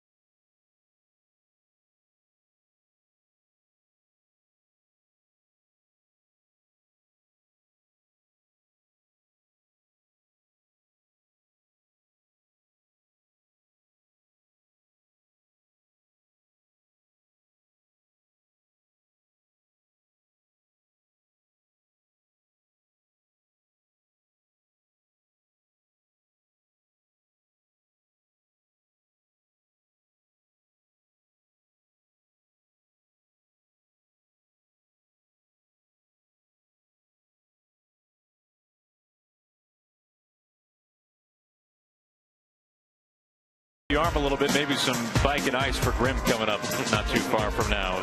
We've got a pitching change. Taijuan Walker, low for the most part, really pretty impressive 4 innings. Yeah, I don't think that he had quite the command that we've seen throughout spring training, but the impressive part is that when he was in trouble, he was able to work his way out of it. We saw him His fastball velocity was in the mid to upper 90s. Had a really good curveball tonight. Had to use his changeup a little bit more because of all the left-handed hitters in the Cleveland Indians lineup. But when he needed a good fastball, he was able to get it. So for Walker tonight, he ends up 4 innings, just a couple of hits, did not give up a run again. 2 walks, 5 strikeouts, 68 pitches for him, 41 of those for strikes. So more pitches than we maybe would have thought, and as a result, 4 innings instead of 5 for Taiwan. And now we have a chance to take a look at one of the most impressive lefties that, let's face it, nobody knew anything about before camp in Rollins. Well, we had a chance to talk to Jack about him. The young man was in Double-A last year, shown a good arm. He's been 92 to 95 miles an hour, and he's been effective and aggressive with his fastball. Also has a good changeup and a hard slider, so he's done his job trying to get a spot out in the bullpen as a second left-hander behind Charlie Furbush. So they'll have to make a decision on David by the end of camp. But so far, he's done everything that he can possibly do to make this club. Still with a couple weeks to go, though. Those highlights from Sunday against the Dodgers. He went an inning and a third scoreless, struck out a pair. And this is what makes spring training so exciting from a fan's point of view, is that you never quite know the players that you learn about that really start to make an impact. Joe Beimel departing. Mariners moving on from Beimel during the offseason. Beimel has since signed with the Rangers, not far from here in Surprise. So the competition very much open for the second lefty in the bullpen. Lucas Litke in the mix. Mariners signing Joe Saunders, who was with the team a couple of years ago as a starter. Of course, Saunders a lifelong starter. Questioning maybe if Saunders could make the cut as a left-handed option out of the Mariners bullpen. Hard hit it through the right side. But here you have Rollins, you have Olsen, 2 players most fans knew nothing about, and they've been the 2 most impressive. They have been different situations. We talked about Rollins, the Rule 5 pickup from Houston. And of course, Olsen has been a starter, right? But he's been working out of the pen here in spring and has been really impressive as well. I think we heard Jack earlier. The thing that they like about Rollins is his fastball. We've seen him top out at 95 so far here in spring.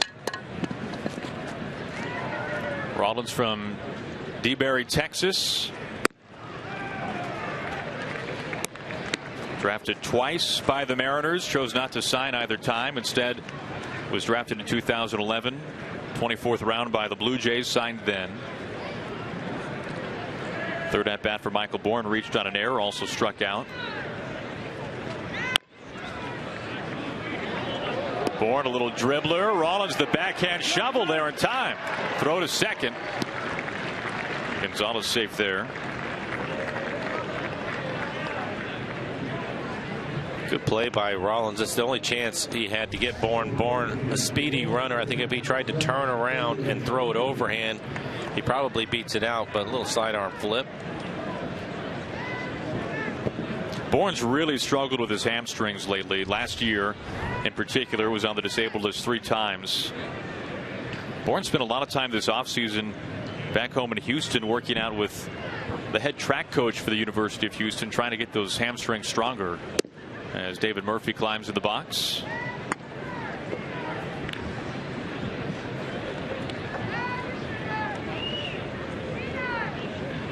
Only run of this ball game, an RBI single by Dustin Ackley. That was back in the second.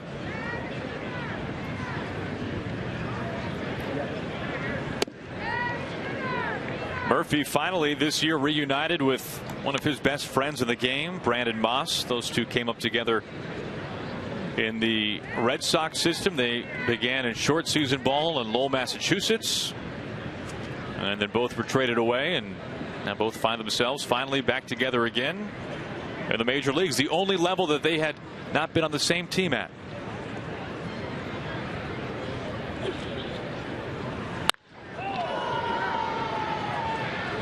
Jackson curling underneath it for round number 2. Single game tickets for opening day have sold out, but a limited amount of seats still remain for those who purchase Mariners 10-game flex packs. Get your hands on one of the last few opening day tickets when you pick out a 10-game flex pack at mariners.com/Felix. It'll be nice blow this year to have a truly opening day at Safeco Field, won't it? It's going to be great, and I know that the guys are looking forward to that. Get a chance to have an off day at home before the season starts. A lot of them probably going to spend that time settling into wherever it is they're going to live for the summer. And it's just nice to get that behind you. But for the Mariner fans, it'll be nice to have a real opening day, first game of the season.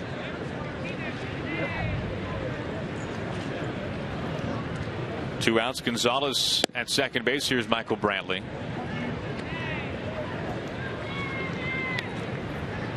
Brantley last year hit .327, 20 homers, nearly 100 RBIs. Breakout season for Brantley.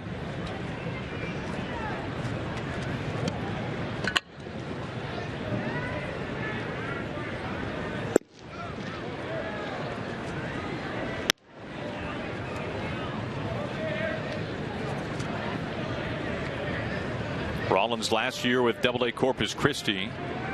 In the Texas League, the Astros Double-A club.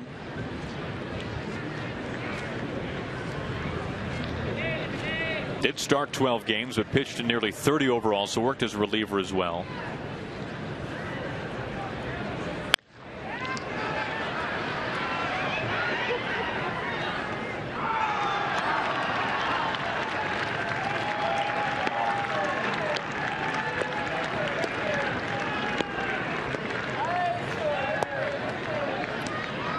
It was so interesting hearing Jack Zarinsek explain the paperwork side of things on Rollins. If he does not make the team, is not added to the 40-man roster, then has to be exposed to waivers because he was selected via the Rule 5 draft from the Astros. And if no other team picks him up through waivers, then if the Astros want him, they can say we want him back. If they say they're willing to work out a trade, then Jack Zarinsek can then try to work out a trade with the Astros, but really Houston's in the driver's seat at that point as to whether or not they even want to do that. Well, I think Rollins, we've talked about it, he has been impressive, and they certainly can use some pitching, and I think this is a young man with a live arm. I think that would be a tough one to let go. You mean?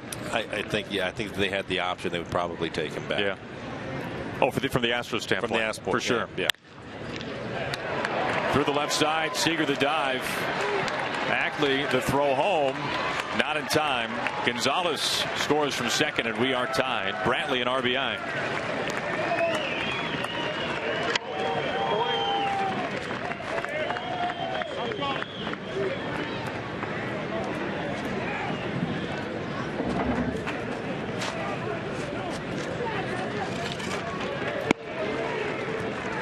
That'll be it for Michael Brantley.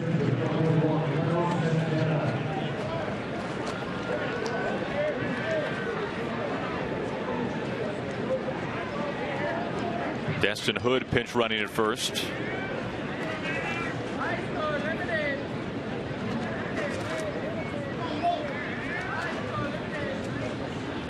And the other thing with that too, Mike, is that's assuming that it even gets back to the Astros. Putting him on waivers, it could be claimed by somebody else. And certainly tonight, a lot of scouts on hand. Not a whole lot of action under the lights tonight around the Cactus League. So this is a destination. A lot of people seeing Rollins pitch this evening. Santana last year leading the major leagues in walks. It's been a few years of transition for Carlos Santana.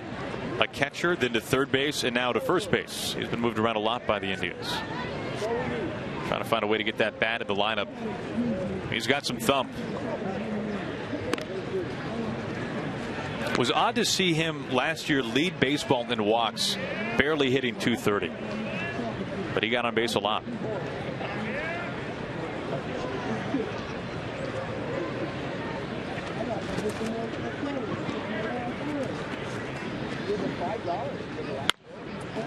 I would guess, Aaron, that a big reason why is probably most clubs, when they were facing Cleveland, he was the guy that they circled.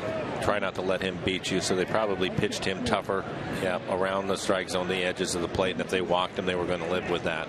And he probably watched his average drop because he was trying to hit some pitches off the plate just so he could swing. And that makes it difficult.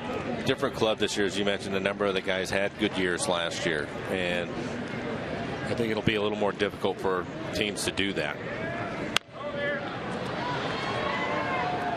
The Indians are such an interesting team to look at from afar. You look at last season, they have the Cy Young winner. I've seen some people pick them. Yeah. Cy Young winner in Kluber. Brantley, we've documented tonight, third of the MVP. 24th payroll in baseball. Not a team that goes out and spends a lot, despite a couple of years ago some big free agent additions of Swisher and of Bourne. They finished last year last in attendance in Major League Baseball. Tampa Bay even outdrew them by a couple of thousand. This is a team that they're really trying to come get the fans into Progressive Field. 2 years ago, a wild card team, a good season for the Indians. Spins him around like a top. Nasty pitch there from Rollins. We'll step aside. We'll hear from Taijuan Walker live when we come back. We are all tied at 1.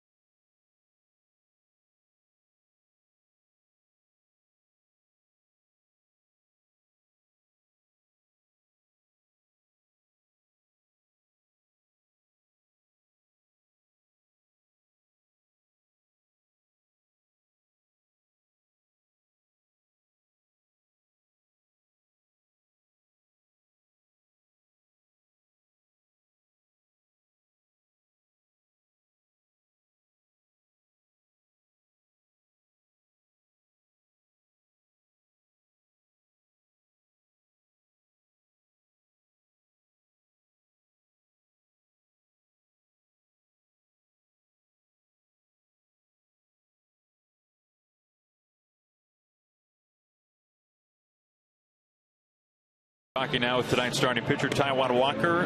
Taijuan, tonight 4 scoreless innings, a couple of hits, 2 walks, 5 strikeouts. What did you take away from your performance tonight? Second inning, had a battle again. But for the most part, everything felt really good. I felt after that second inning, my off speed was a lot better. Started mixing more. I think the second inning I threw too many fastballs, so I was getting up and I wasn't throwing anything to get my fastball back down. And then we talked with Sucre in between innings, and we figured it out. In that inning, Taijuan, Rick Waite came out and talked to you, and then when he went back, the first pitch you threw, I believe, was a changeup. Yes. Yeah. And it seemed that kind of got you back in line. I noticed the fastballs that were up too, and I thought that was a great opportunity for you to, one, work out of it what was a real jam, bases loaded, just the one out. We haven't seen you have that situation yet in spring because you've just been cruising along. But I thought that was a pretty good test, and I like the fact that you came back with that off-speed pitch and was able to get a strikeout and then the pop-up. Yeah, definitely. I mean, my changeup is, I try to throw it down for the most part, and every time I throw my changeup, I have a good finish. So, if I ever get up in the zone, I'm probably going to throw the changeup just to get back down, and that definitely helped. 68 pitches for you tonight. How do you feel? I feel really good. Yeah, I went down and threw about 13 more in the bullpen. So, just to get my pitch count out back up. Taijuan, one of the storylines for you entering camp this year was scrapping the cutter, going to the slider. Similar pitches, obviously the slider a little bit more tilt. How has that progression been going for you? It's been going good. I found a good grip. It feels good. I threw it today. Threw a couple really good ones, and the other ones I threw were really good too. But it just goes back to locating it, starting it more middle, just so I can get it on the corner instead of starting away. Try to get more swings out of there.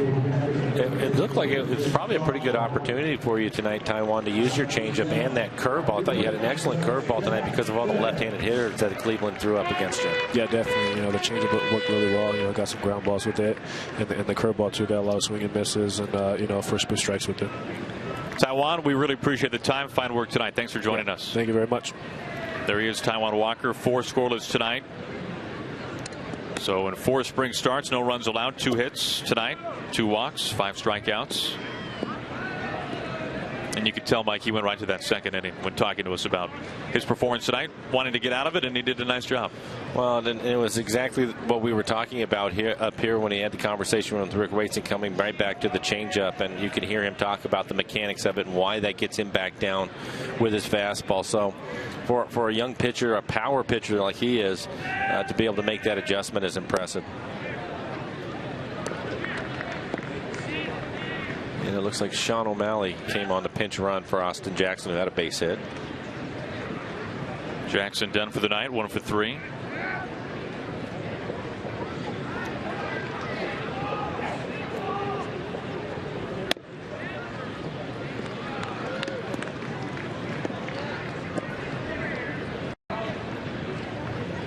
Seth Smith 0 for 2.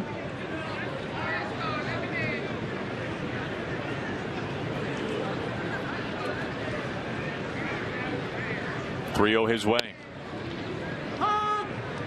Smith, the former backup for Eli Manning at Ole Miss. Safe to say that was Eli's job. Smith never took a snap. Went on to be drafted by the Rockies. Full count. But you got to be doing something right if you are a backup quarterback in the SEC. Can't be too shabby. You have to be a pretty good athlete, too, to do that and then become a Major League Baseball player on top of it. Seth still maintains that football is his favorite sport, has even toiled with the idea of coaching at some point once his playing days are over with.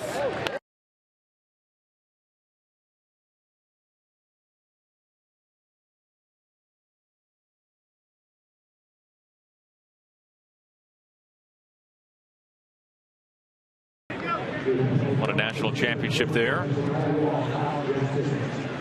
Coach Peyton Manning as well, the man there in the middle with the sunglasses on, the white bill. So when we say there are plenty of scouts on hand tonight, we mean it. Philip Fulmer taking this one in. Of course, he coached a major leaguer, a man that you can't really fairly call him the backup to Peyton Manning.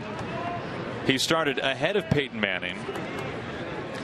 But when you take a look at one of the best players to ever play for one certain franchise, you think about Todd Helton and the Rockies. And it was Helton who took snaps ahead of Peyton Manning, and then Helton injured his knee. Peyton, who was younger than Todd Helton, well, he saw every single start at that point going forward, and it continued into the NFL. So you've got Eli Manning, you've got Todd Helton, Seth Smith make it. Both guys going on to have nice big league careers.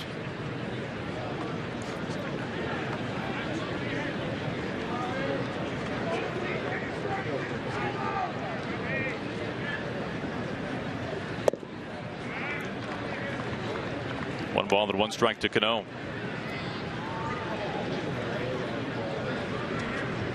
Alex Jackson getting a chance to play. Came on a pinch run. He's over at first base now. Good to see that. Taking the spot of Seth Smith.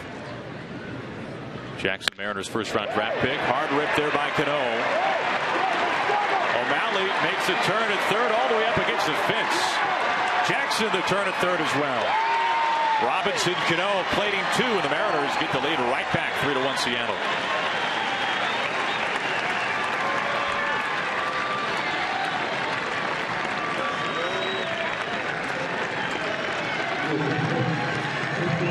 Now Tyler Smith pinch running for Cano. Well, good way to end the night. Solid line drive over the second baseman's head. He hit it so hard that it was able to split the outfielders and drive in a couple of runs. Get a chance to see Alex Jackson, who just came on to pinch run, score all the way from first.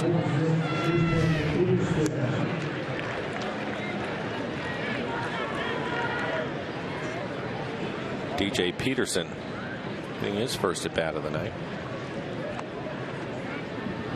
Batting in Cruz's spot.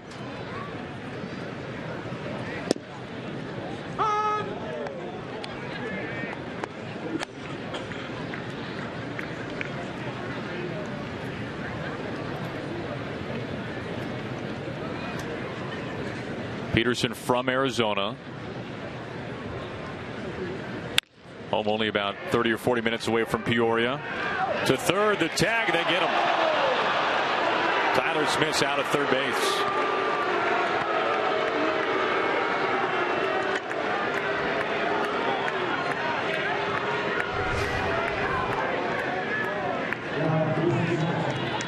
Close play.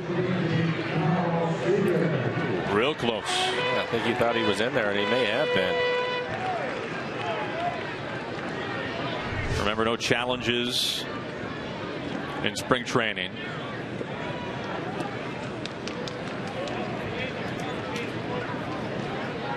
Seager's third at bat. He's 2 for 2.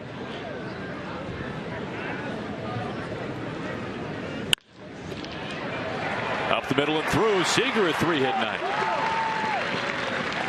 All singles, all on the ground. Patrick Kivlahan will run for Seager. His night is over with.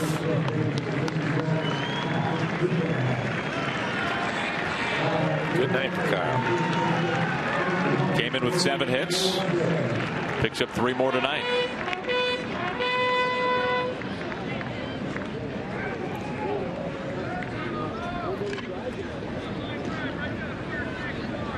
Third time up now for Logan Morrison, a single and a walk.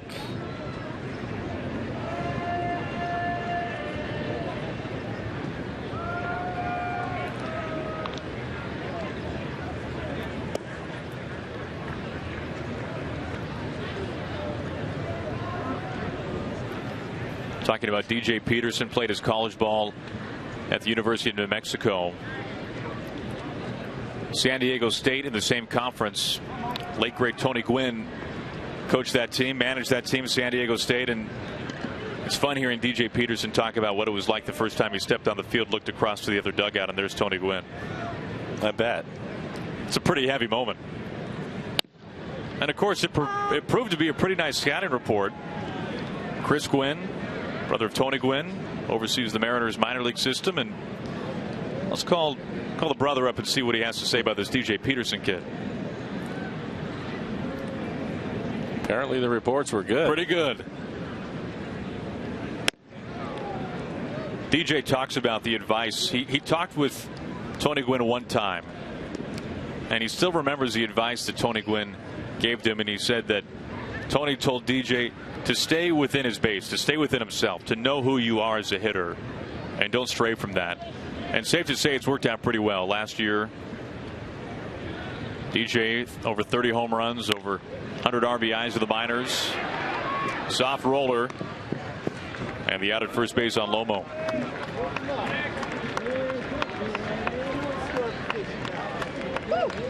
Out number 2 here in the 5th. Peterson on to third, Kivlahan to second.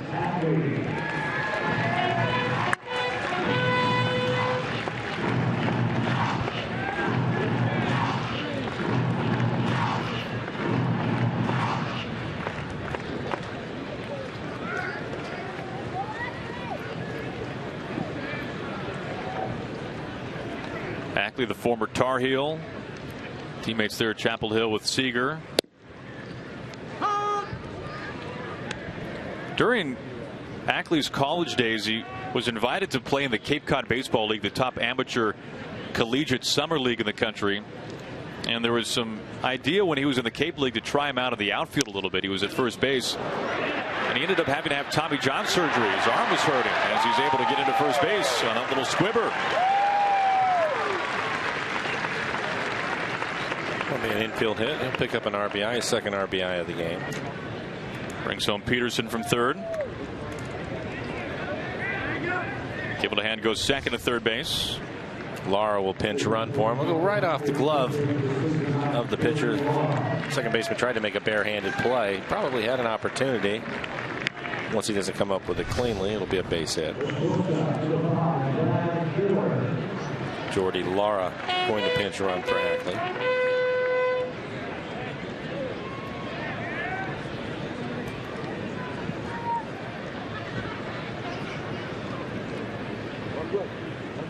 Miller a strikeout and a walk tonight.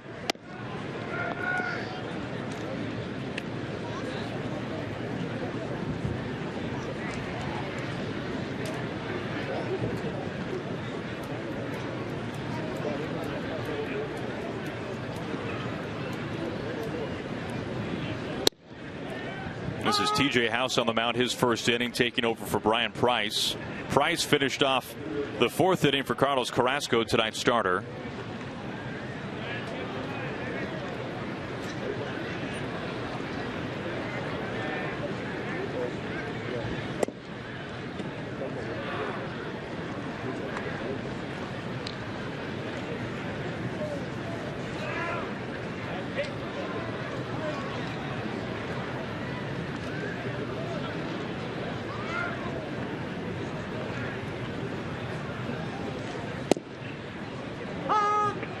Count tilts even, 2-2 on Miller.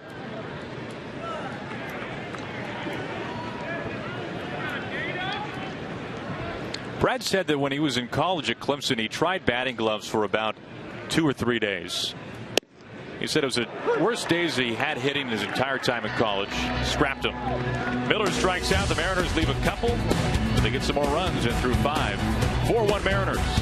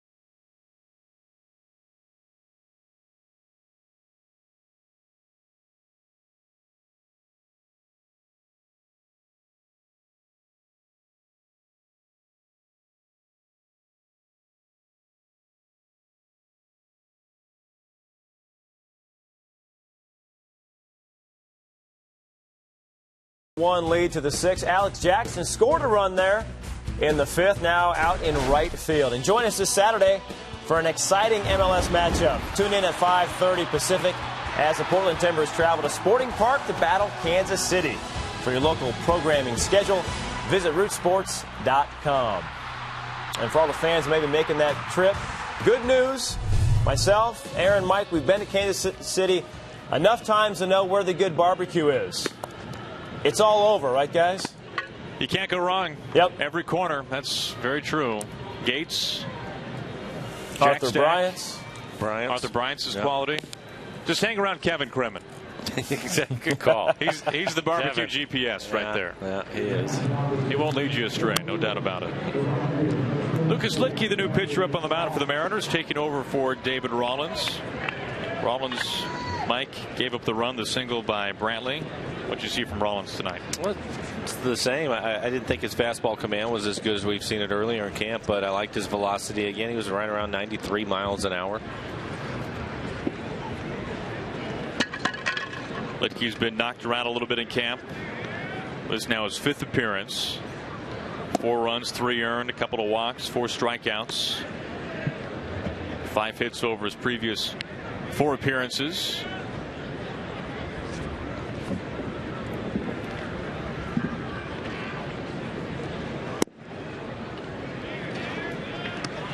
Moss was one of seemingly countless all-stars traded away by Billy Beane and the A's. Derek Norris gone. Josh Donaldson gone.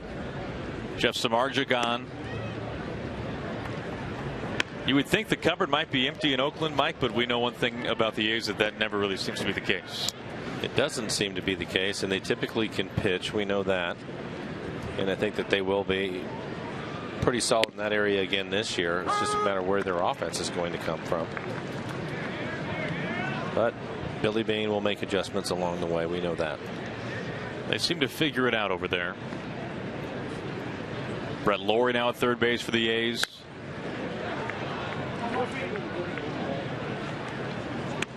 Donaldson seemingly in his prime when he's traded off to Toronto. That was probably the biggest surprise to me.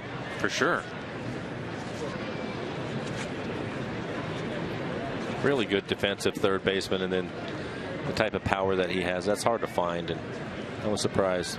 But typical of Oakland, they move these guys along, and then right about the time that they have to get paid, they have to make a deal, and that's what they're doing again.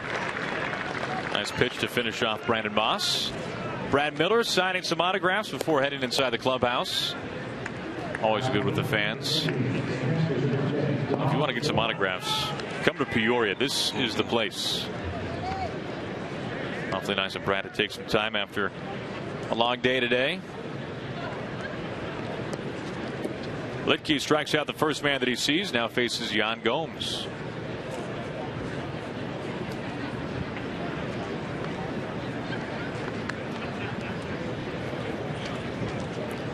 Indians will be in town at Safeco Field May 28th to the 31st. Fireworks show. That'll be the first one. That's Friday night. Another giveaway during that series. Nelson Cruz batting night on Saturday. So Friday night's fireworks, and then Saturday night Nelson Cruz bat night at Safeco Field May 28th to the 31st when the Tribe will be in town.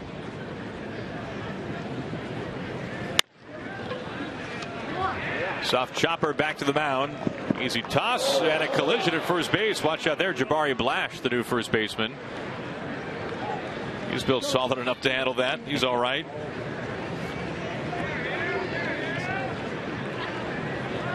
Not sure why he decided to stand in the middle of the base the way that he did. But most of the time we've seen Blash, he's been in the outfield, so getting a chance to play some first base. It was a good throw by Litke, but you can tell, well, Gomes is running. He was running on the wrong side of the baseline. He didn't help himself out at all. Both guys all right. That's good to see.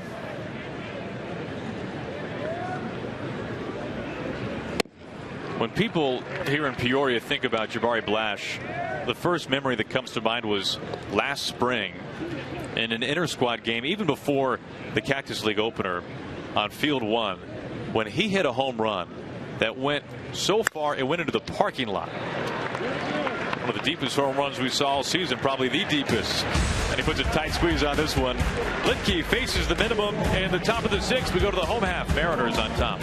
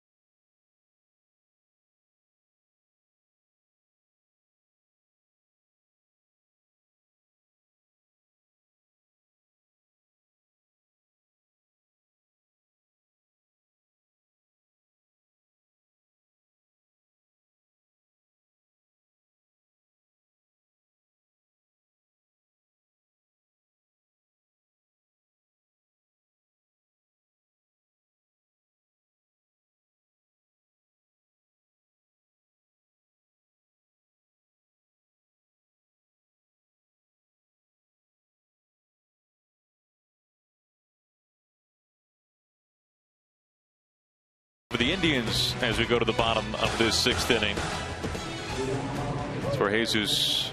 Well, we got a pinch hitter for Sucre. We got John Baker stepping in for Sucre.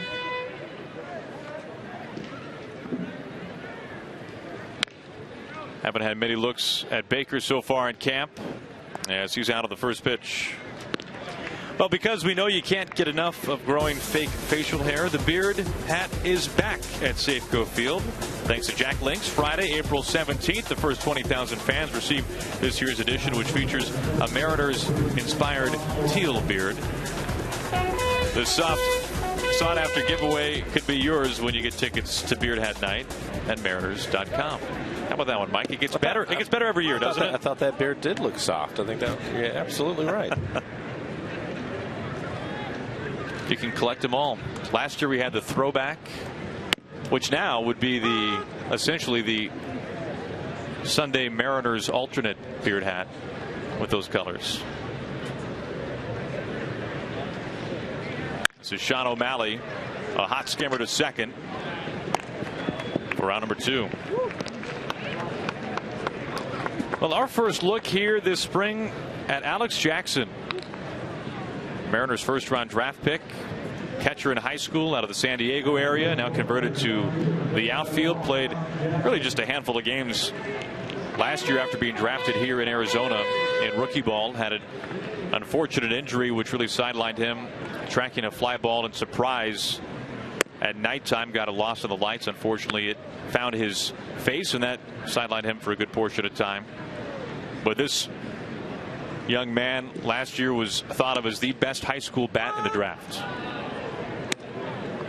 He's a player that Mariners have a lot of high hopes for, and he has the power too. He's getting a chance to play under the lights here. Spring game. Shattered bat, a flare, and a base hit. Right. It's got to feel good for Alex Jackson.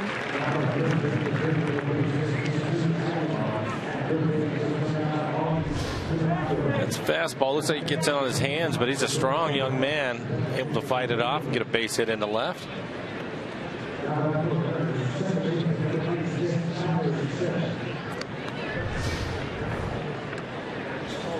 Now the future is bright for the Mariners.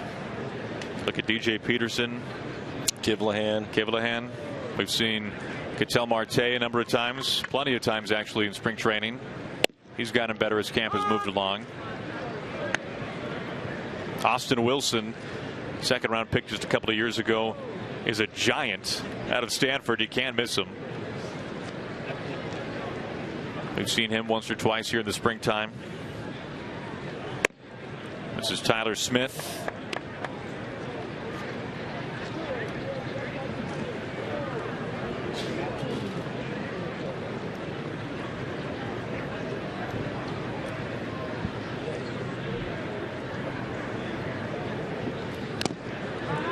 One of the things when we all have a chance to spend time with some of the Mariners' younger players who are in the minors, like an Alex Jackson or DJ Peterson, it's pretty impressive how in the interactions that we have with them, Mike, wouldn't you think, don't you agree that these are really level-headed guys? These are young men that their future is bright on the field, but they really seem to be good people off the field as well. Oh, I would agree, and there's a lot of demands on them, and they handle all of those things fine. The thing that I recognize from them, and it's maybe where the game has changed a little bit, is they're also really confident in what they can do, and I think that is something that is impressive. They don't seem to be overwhelmed by all of this stuff. And you know, when you get a chance to play in one of these games, you think you'd be nervous, and maybe they are a little bit, but outwardly they don't show that. When you talk to them, they seem confident in what they're doing. Well, that's a good point. You can see DJ Peterson on deck.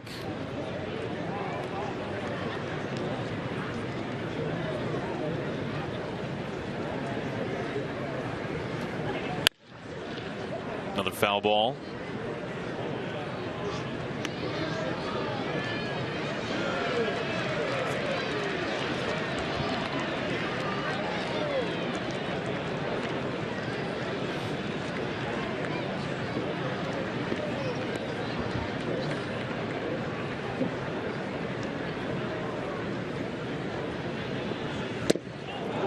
That'll do it for the Mariners in the sixth. Smith strikes out. Jackson left stranded. And through 6 innings, the Mariners a 4-1 lead.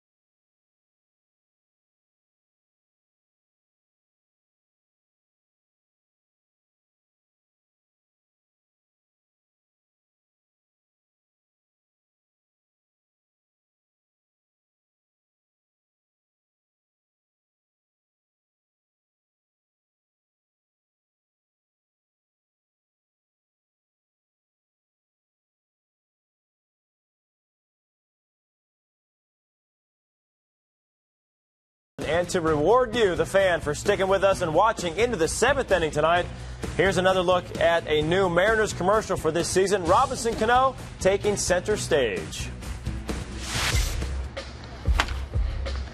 Left field. You got it. Center. Jock. Peanut Man. Guy taking a selfie. That guy putting the flyers on my car.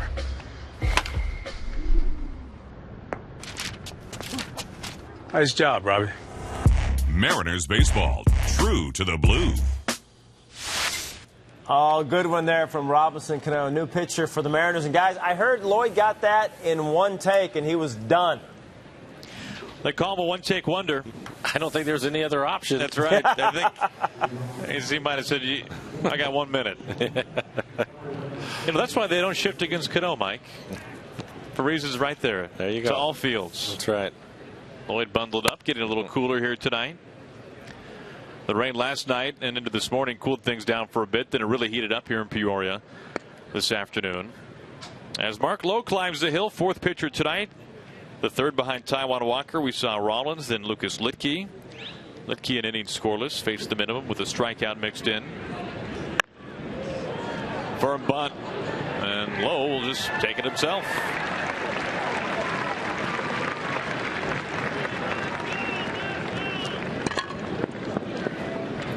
For David Rollins, the first run that he has allowed here in the Cactus League. He came in having allowed only 2 hits. He gives up 2 tonight. Rollins has been such an impressive lefty.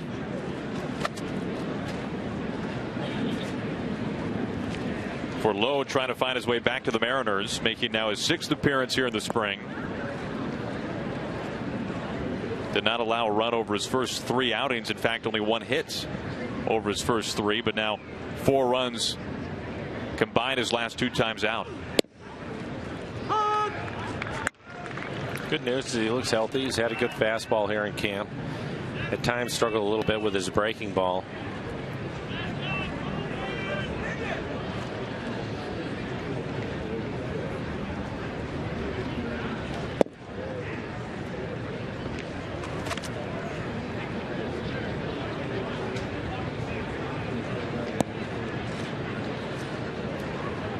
Gonzalez scored the Indians' only run. That was back in the 5th.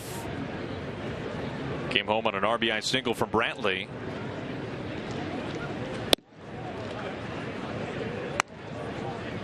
That's what we've seen from Mark his last few outings.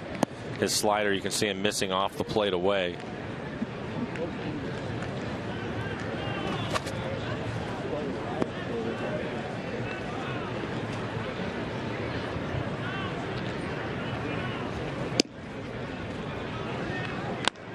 Now 3-1.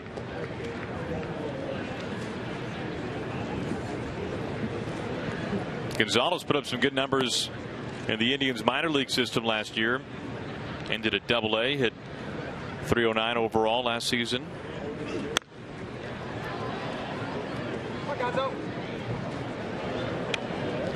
You know, the Indians Double-A team in Akron, Ohio used to be the Akron Arrows.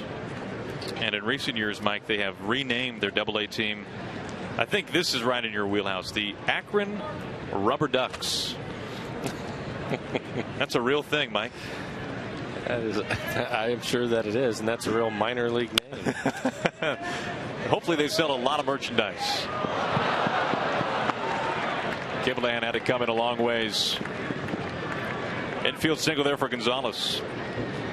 Well, MLB.com, MLB.TV Premium, the #1 live streaming sports service, is now available. Join the millions of subscribers. Watch every out-of-market game live in true HD on over 400 devices. Visit MLB.TV for details. You know, Mike, they have a long and strong history of tires in Akron, Ohio. Goodyear and the like. So, you know, really, when you think about it, Rubber Ducks, it's like, why not sooner? I mean, what's up with this Arrows business? Let's just get right to the Rubber Ducks. The logo somehow incorporates a rubber duck with a tire tread, which seems natural. Why wouldn't you? So you're saying that you should be proud to wear that hat, right? The whole thing. You're saying you wouldn't? I'll tell you, I look back and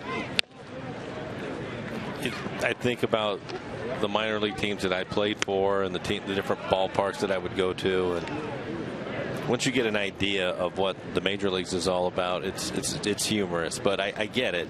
You know, those clubs typically are struggling and trying to keep things alive and have to come up with different ideas all the time. But you can have a good time in those minor league ballparks.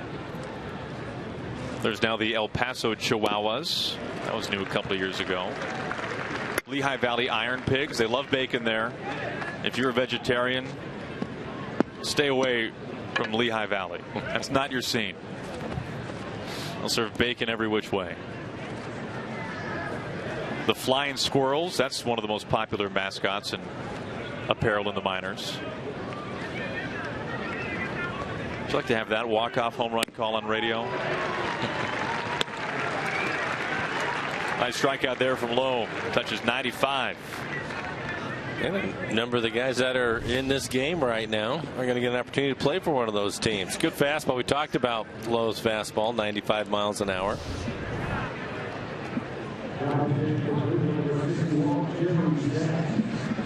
Sands pinch hitting here in the number 2 spot.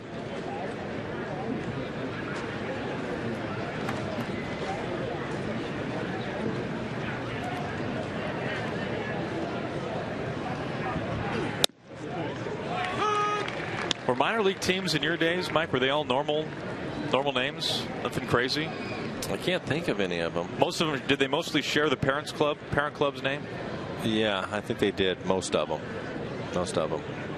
Let's see, when I was in Calgary, it was the Calgary Cannons. Indianapolis Indians. Yeah, pretty normal stuff. Lash Smith is there. Lash peels away. That'll do it for the Indians in the 7th. Time to stretch. Mariners on top.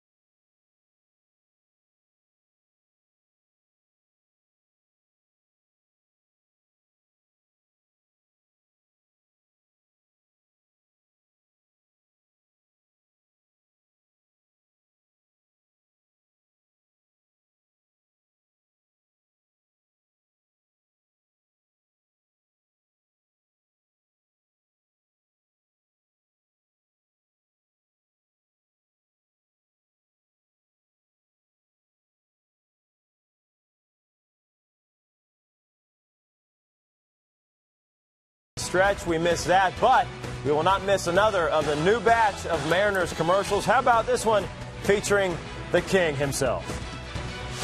Hey guys, let me get in. What's wrong? Sometimes you get a little intense. Me? Nah. Really? That was cool. Ooh. Come on, give me another shot.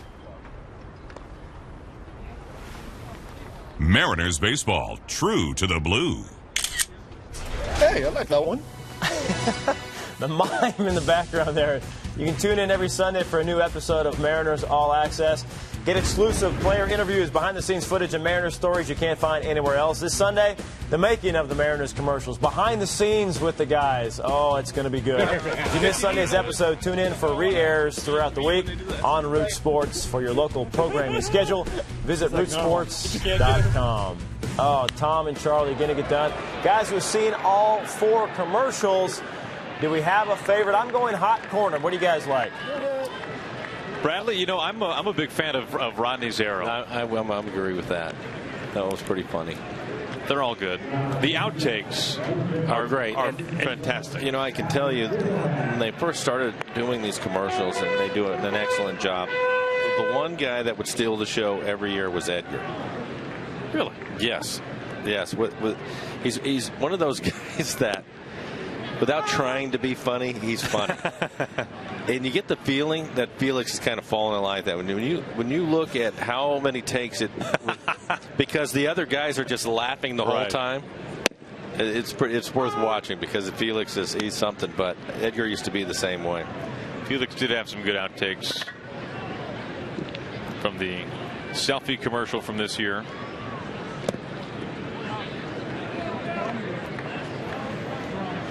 Thinking back, I would guess that it took them longer to shoot that one than any of the other ones, just because they were laughing so much.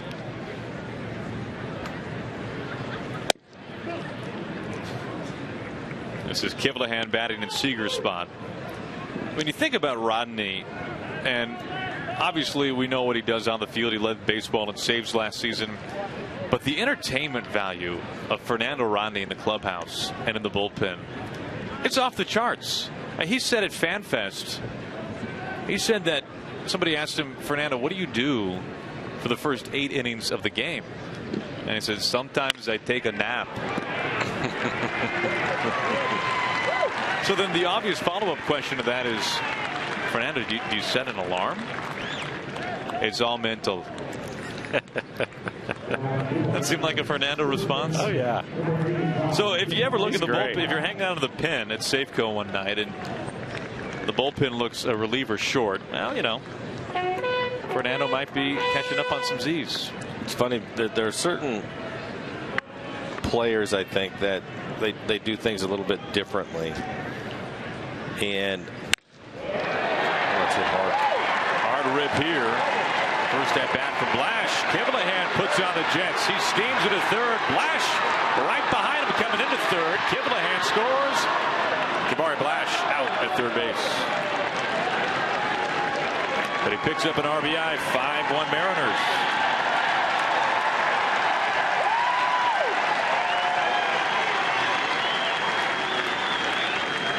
But Fernando Rodney, everybody's asking me the shooting the arrow, and if it bothers me, and I think in large part because most people know that I'm a traditional guy. I don't like a lot of change, and I like people to play the game the right way. But there are certain things and certain players that do things. I think it's entertaining, and I like it a lot. Didn't you kind of feel the first time you saw it last year, the Mariners coming off a rough 2013, and then you see it for the first time last year in 2014, and you kind of felt like that kind of helps give the Mariners a little bit of an edge, a little persona, a little bit more of some sizzle that maybe in some ways wasn't there the year before. The wins and loss record certainly speaks to that, but it gave the Mariners a little pop. There's a certain swagger and confidence that comes with doing something like that, and I think that the guys can feed off of that, and they ended up having the best bullpen last year in the American League. And Rodney, obviously, as you mentioned it, a big part of that. But I think that you have to have a little bit of that, and there's certain things that certain players, I think, if you're on the opposing side, it may rub you the wrong way, but when they're on your side, you actually enjoy it and you get something out of it. And I think Fernando is that guy. I think it's perfectly fine. I don't have a problem with it at all, and I enjoyed the commercial. Jordy Lara, base hit right up the middle.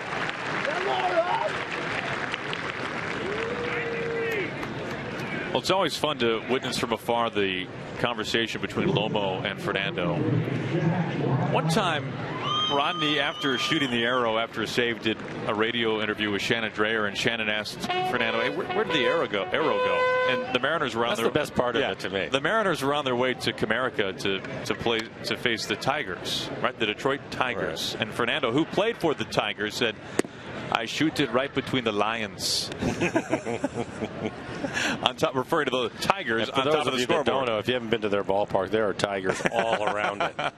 It's everywhere. It's everywhere. You'll trip on a tiger. All right.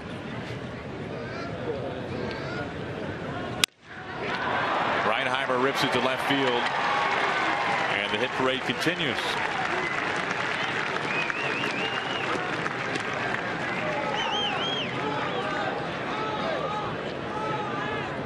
Lara into second.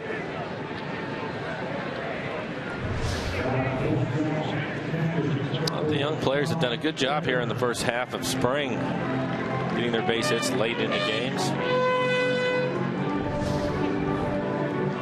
Just gives them confidence when they go back to the minor league camp to, be able to tell their guys that they ended up getting base hits and having some positive things happen to them up here. You start to get a belief that, hey, maybe I can work my way up and play at the major league level. Brings in John Baker, second at bat tonight.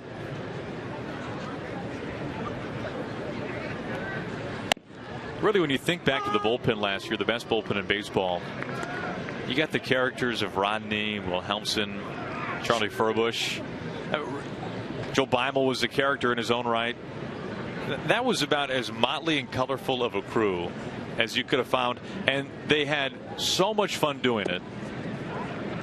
Tom Wilhelmsen had the great line where he said, it really feels like I'm just playing in Little League once again, because there was such chemistry between those guys. And they had a lot of fun. And you mentioned that they sit out there not knowing when the phone's going to ring, when it does ring, who it is that's going to be in the game quickly. And all of a sudden you get this adrenaline rush, and there's a lot of pressure in that job. And so they probably were as relaxed and had the most fun of anybody that we saw all year. And I think that's a positive for them with the way that they handle it. They can flip the switch. And they do. Yeah. Obviously, you can look at the numbers and see that.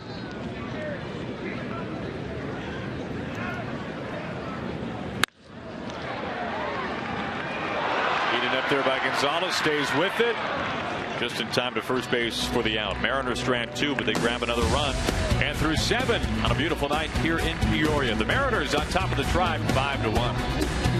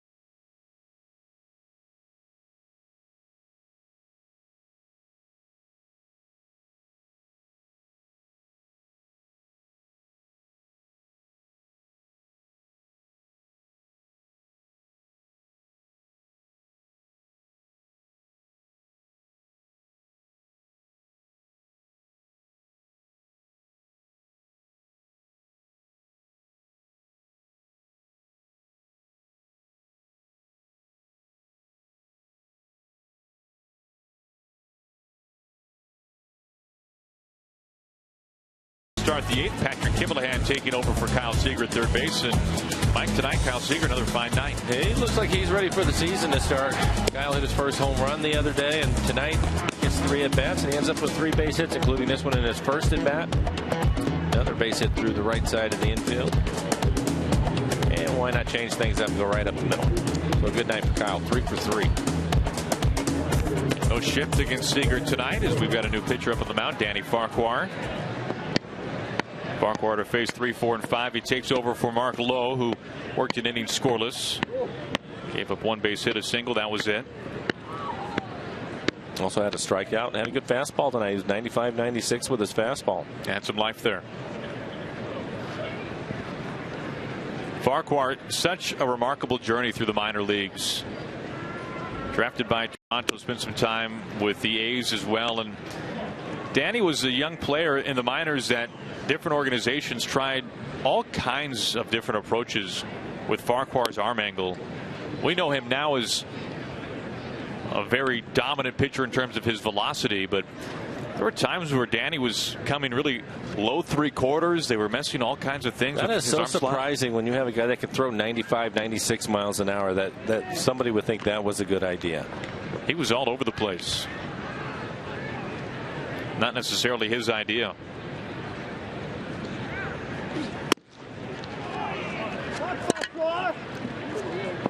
Leadoff walk to start the 8th.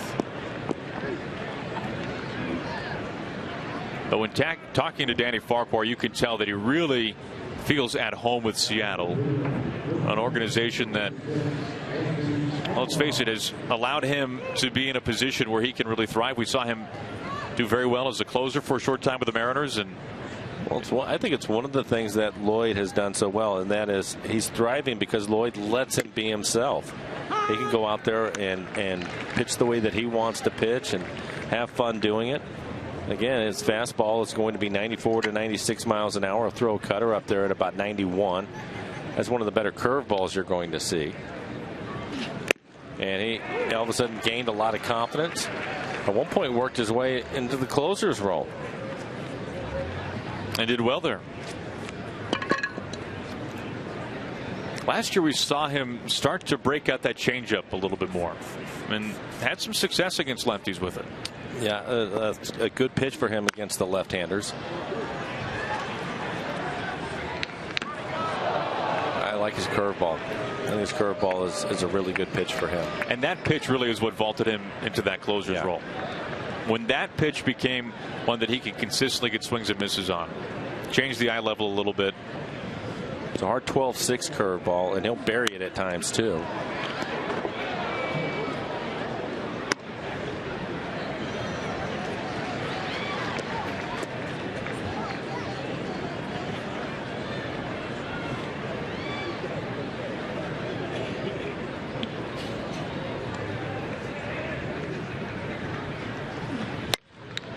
Farquhar makes his offseason home in Louisiana. Spent the winter months there. Worked out with Jonathan Lucroy, all-star catcher for the Brewers. He and Lucroy good friends at this point.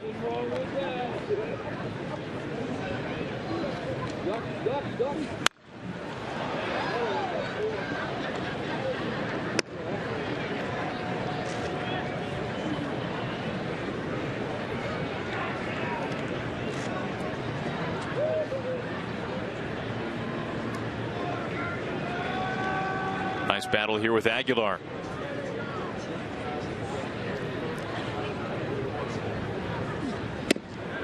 And there is the hook.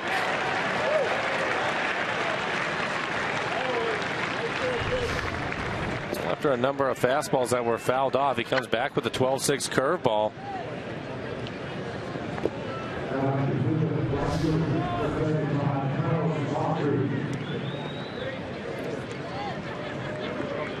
You know, Danny's one of the more entertaining guys to watch during batting practice.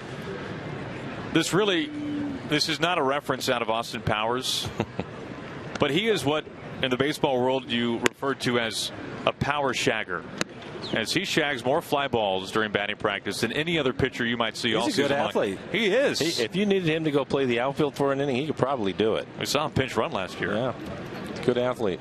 But he said he finally had to give up shagging so many fly balls during batting practice last year because you had to throw them all in, and after a while that starts to tax your arm a little bit. So finally he had to put the squabash on shagging so many flies. Should have just gone back to the Gorman Thomas and them in underhand. Skee ball style? Yeah. We'll have to dig up some film on Storm and Gorman to show Danny. Smith to Reinheimer. Not in time, back to first base.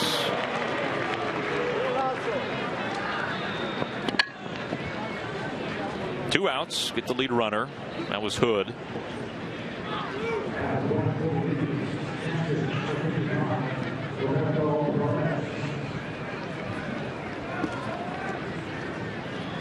When Danny talks about working last year as a pinch runner, and he was at third base, there was a chance that he went first to third, and there was a chance he could have scored before the inning sadly came to an end.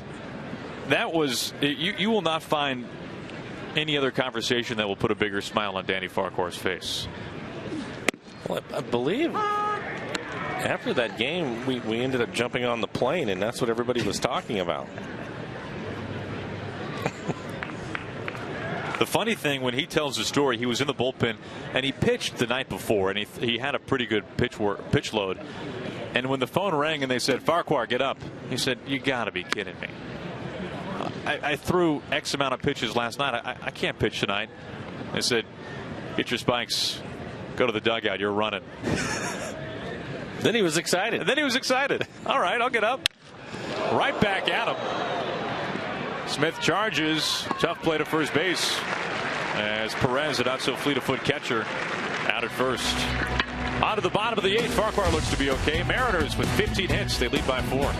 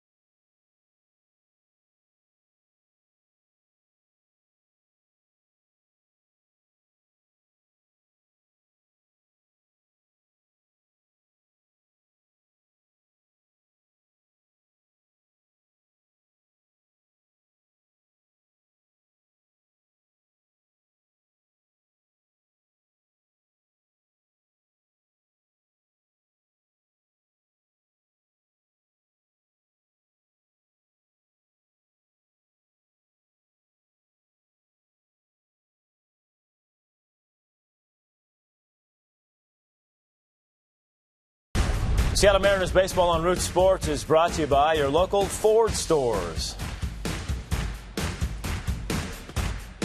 Still a beautiful night in Peoria. Mariners on top 5-1, moving bottom of 8. And hockey fans, tune in tomorrow night for a WHL showdown on the ice. Watch the Everett Silvertips face off against the Victoria Royals at 7 p.m. Pacific. For more information, visit rootsports.com. From the ice to the diamond, back to Aaron and Mike. Guys, I know something else that puts a smile on Danny Farquhar's face. That is that there will be a Frozen 2 movie coming out next year. As if that was ever in doubt after first huge Frozen. Our daughters, big fans of that, so we bond over watching Disney movies. Fun stuff. I know Danny's got a beautiful little daughter. I'm sure that's being played a number of times in the Farquhar household. Zach McAllister, the new pitcher here in the bottom of the 8th, former Yankee prospect. Last year worked under the bullpen for the first time with the Indians, until that point a starter. Big, tall right-hander at 6'6", facing Sean O'Malley. Indians have really worked with McAllister, trying to get him to throw downhill, work with that sinker. He has a good arm. He'll be in the mid-90s.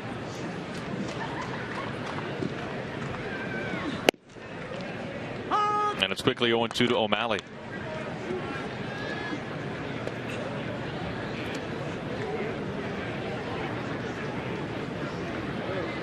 This year, the American League Central will be quite the division to follow. Indians trying to get back to the playoffs.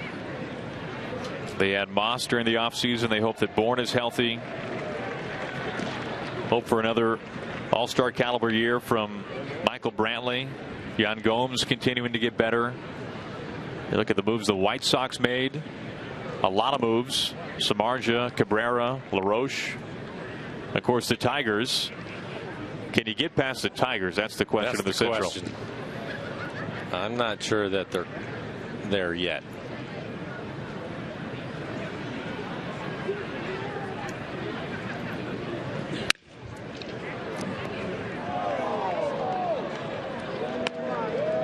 Sean O'Malley from Kennewick. Lead a new bat here. Proud alum of Southridge High School.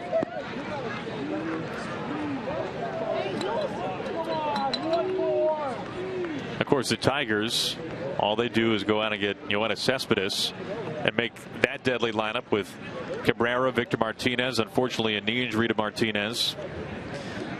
But he'll be ready early in the season. That is not a friendly lineup to face. No. It was interesting, especially if you're left-handed. Good point.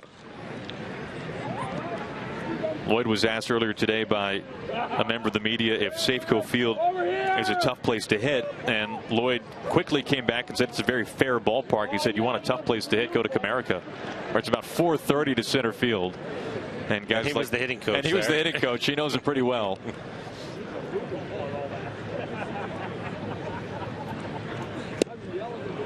O'Malley down on strikes.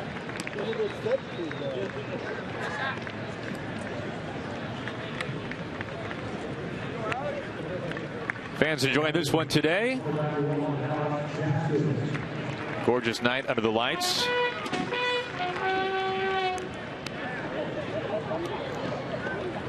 Our second look at Alex Jackson had a broken bat flare base hit into left field his last time up. That was in the 6th.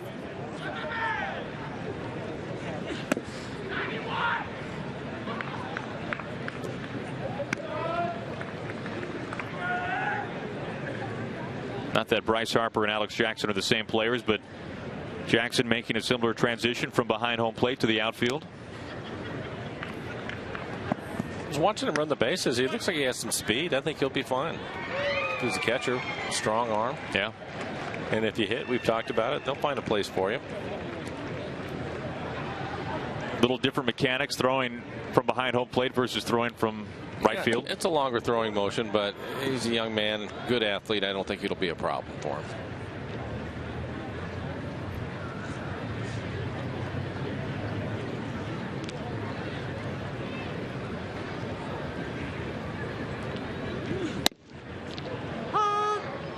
Jackson not just considered one of the top prospects for the Mariners, but one of the top prospects in baseball overall.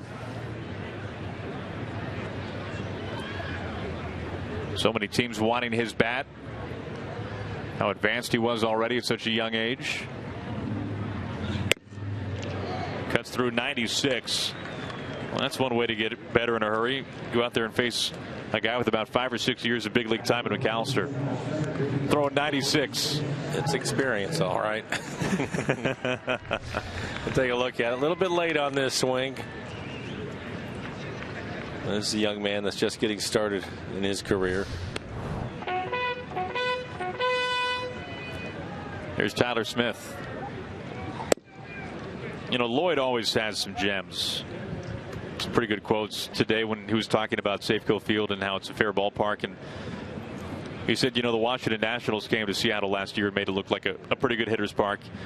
And he said, you know, our guys, they don't have puppy muscles anymore. They got their man muscles now. Hadn't heard puppy muscles before, but you get the point. Oh, I think that's true. Yeah.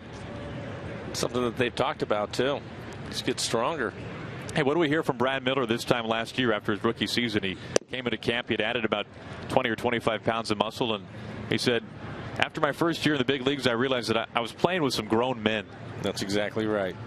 And until you experience it, you have no idea. Roller over to third. Siriaco, long throw across. And the tag is there. That wraps up 8 innings. Final 3 chances for the Indians. We go to the top of the 9th. 5-1 Mariners.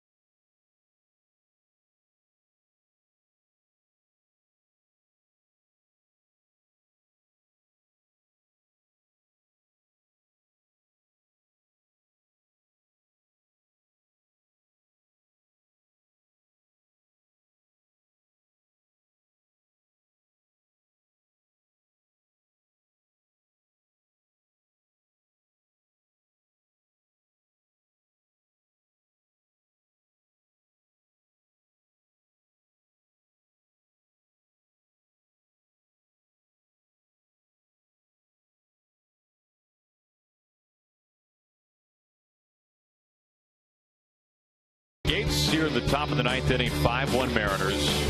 Been a hit parade at times, 15 hits for the M's tonight. Matt Anderson, the new pitcher up on the mound for the Mariners, up from minor league camp, and we've seen a nice showing tonight from the Mariners bullpen. Rollins, Litke, Lowe, Danny Farquhar as well. And as we go back to the studio in Seattle, Bill, what do you make of what you've seen tonight from the Mariners bullpen following Taijuan Walker? Well, the battle rages on, doesn't it, guys? I mean, an awful lot of talent down there, but you know, when the music stops, there are going to be some scrambles for some seats. I thought Dave Rollins, we saw him again, the Rule 5 guy from Houston, you know, power fastball, right? I mean, Brantley gets a hit off him to give up the only run he's given up all spring, but he's consistent. Good arm slot. He's got a good changeup. The one thing we haven't seen from him is a real good slider. He gets around his slider a little bit, and that'll be important against left-handers. Litke threw the ball well, had a nice strikeout. Lowe, I thought, was the best I've seen him this spring. Touched 96. His slider had good tilt on it, even though he didn't throw it for a strike. And Farquhar is good. I mean, he doesn't. I don't think he's really going to shine being an up-and-down guy until the bright lights come on and we go north. Rollins is interesting. We talked about him quite a bit tonight, Bill, but I almost feel that he has a little bit of an advantage. Obviously, he has to go out and pitch well, which he has.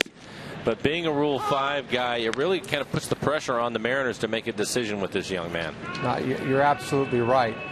You kind of look at this battle between Tyler Olson, the kid from Gonzaga that got as far as AA, and Rollins. They're both starters in the minor leagues.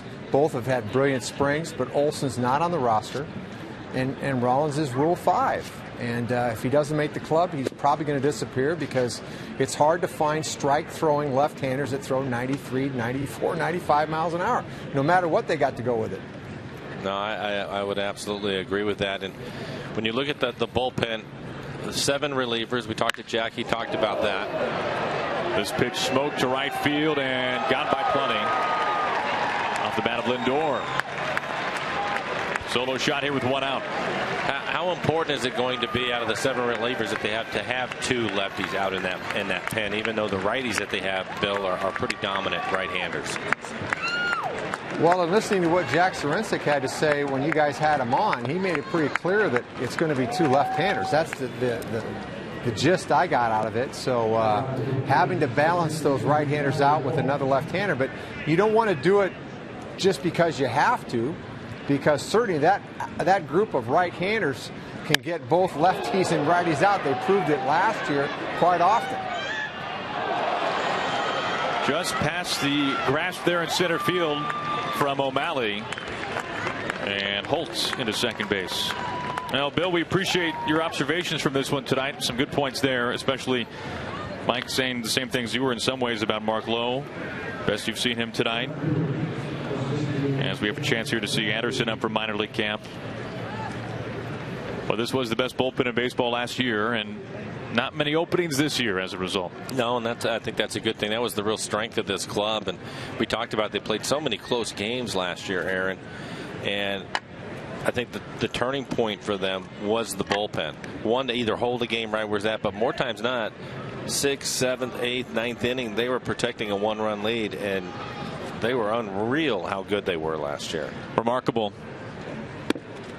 And Lloyd was never nervous about going to the bullpen early if he needed to, because he knew that, well, the bullpen, let's face it, it got even stronger in September when Carson Smith came on board. You added an extra body.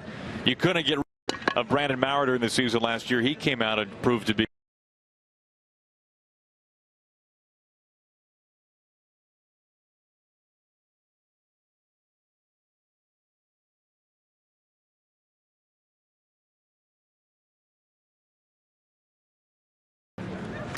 You could see that trickle-down effect once Rodney came over, took over that 9th inning.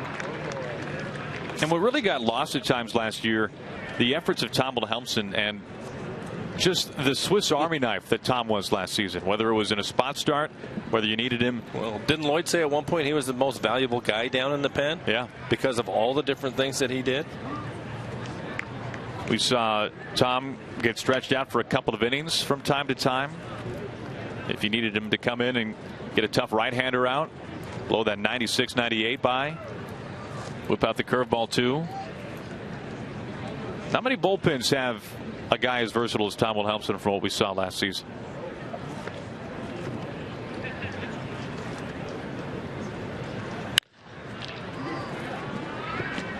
Reinheimer is there. Round number 2. Holt on to third base.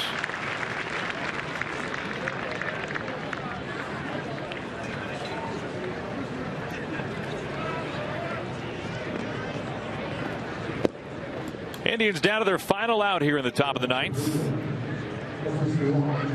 Mariners with a run in the 2nd tonight, 3 runs in the 5th. Tacked on a run in the 7th inning. Seager a 3 for 3 night. Nice night from Logan Morrison as well. Single and a walk.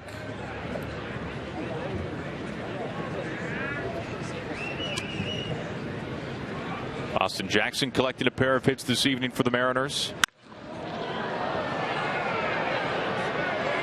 Jackson nearing the warning track. Puts a tight squeeze on it to put a ball on a Mariners win. Mariners 8-7-1 now here in Cactus League play. They win this one tonight by a final of 5-2 over the Indians. Stay with us. We're coming right back to the Peoria Sports Complex in just a moment.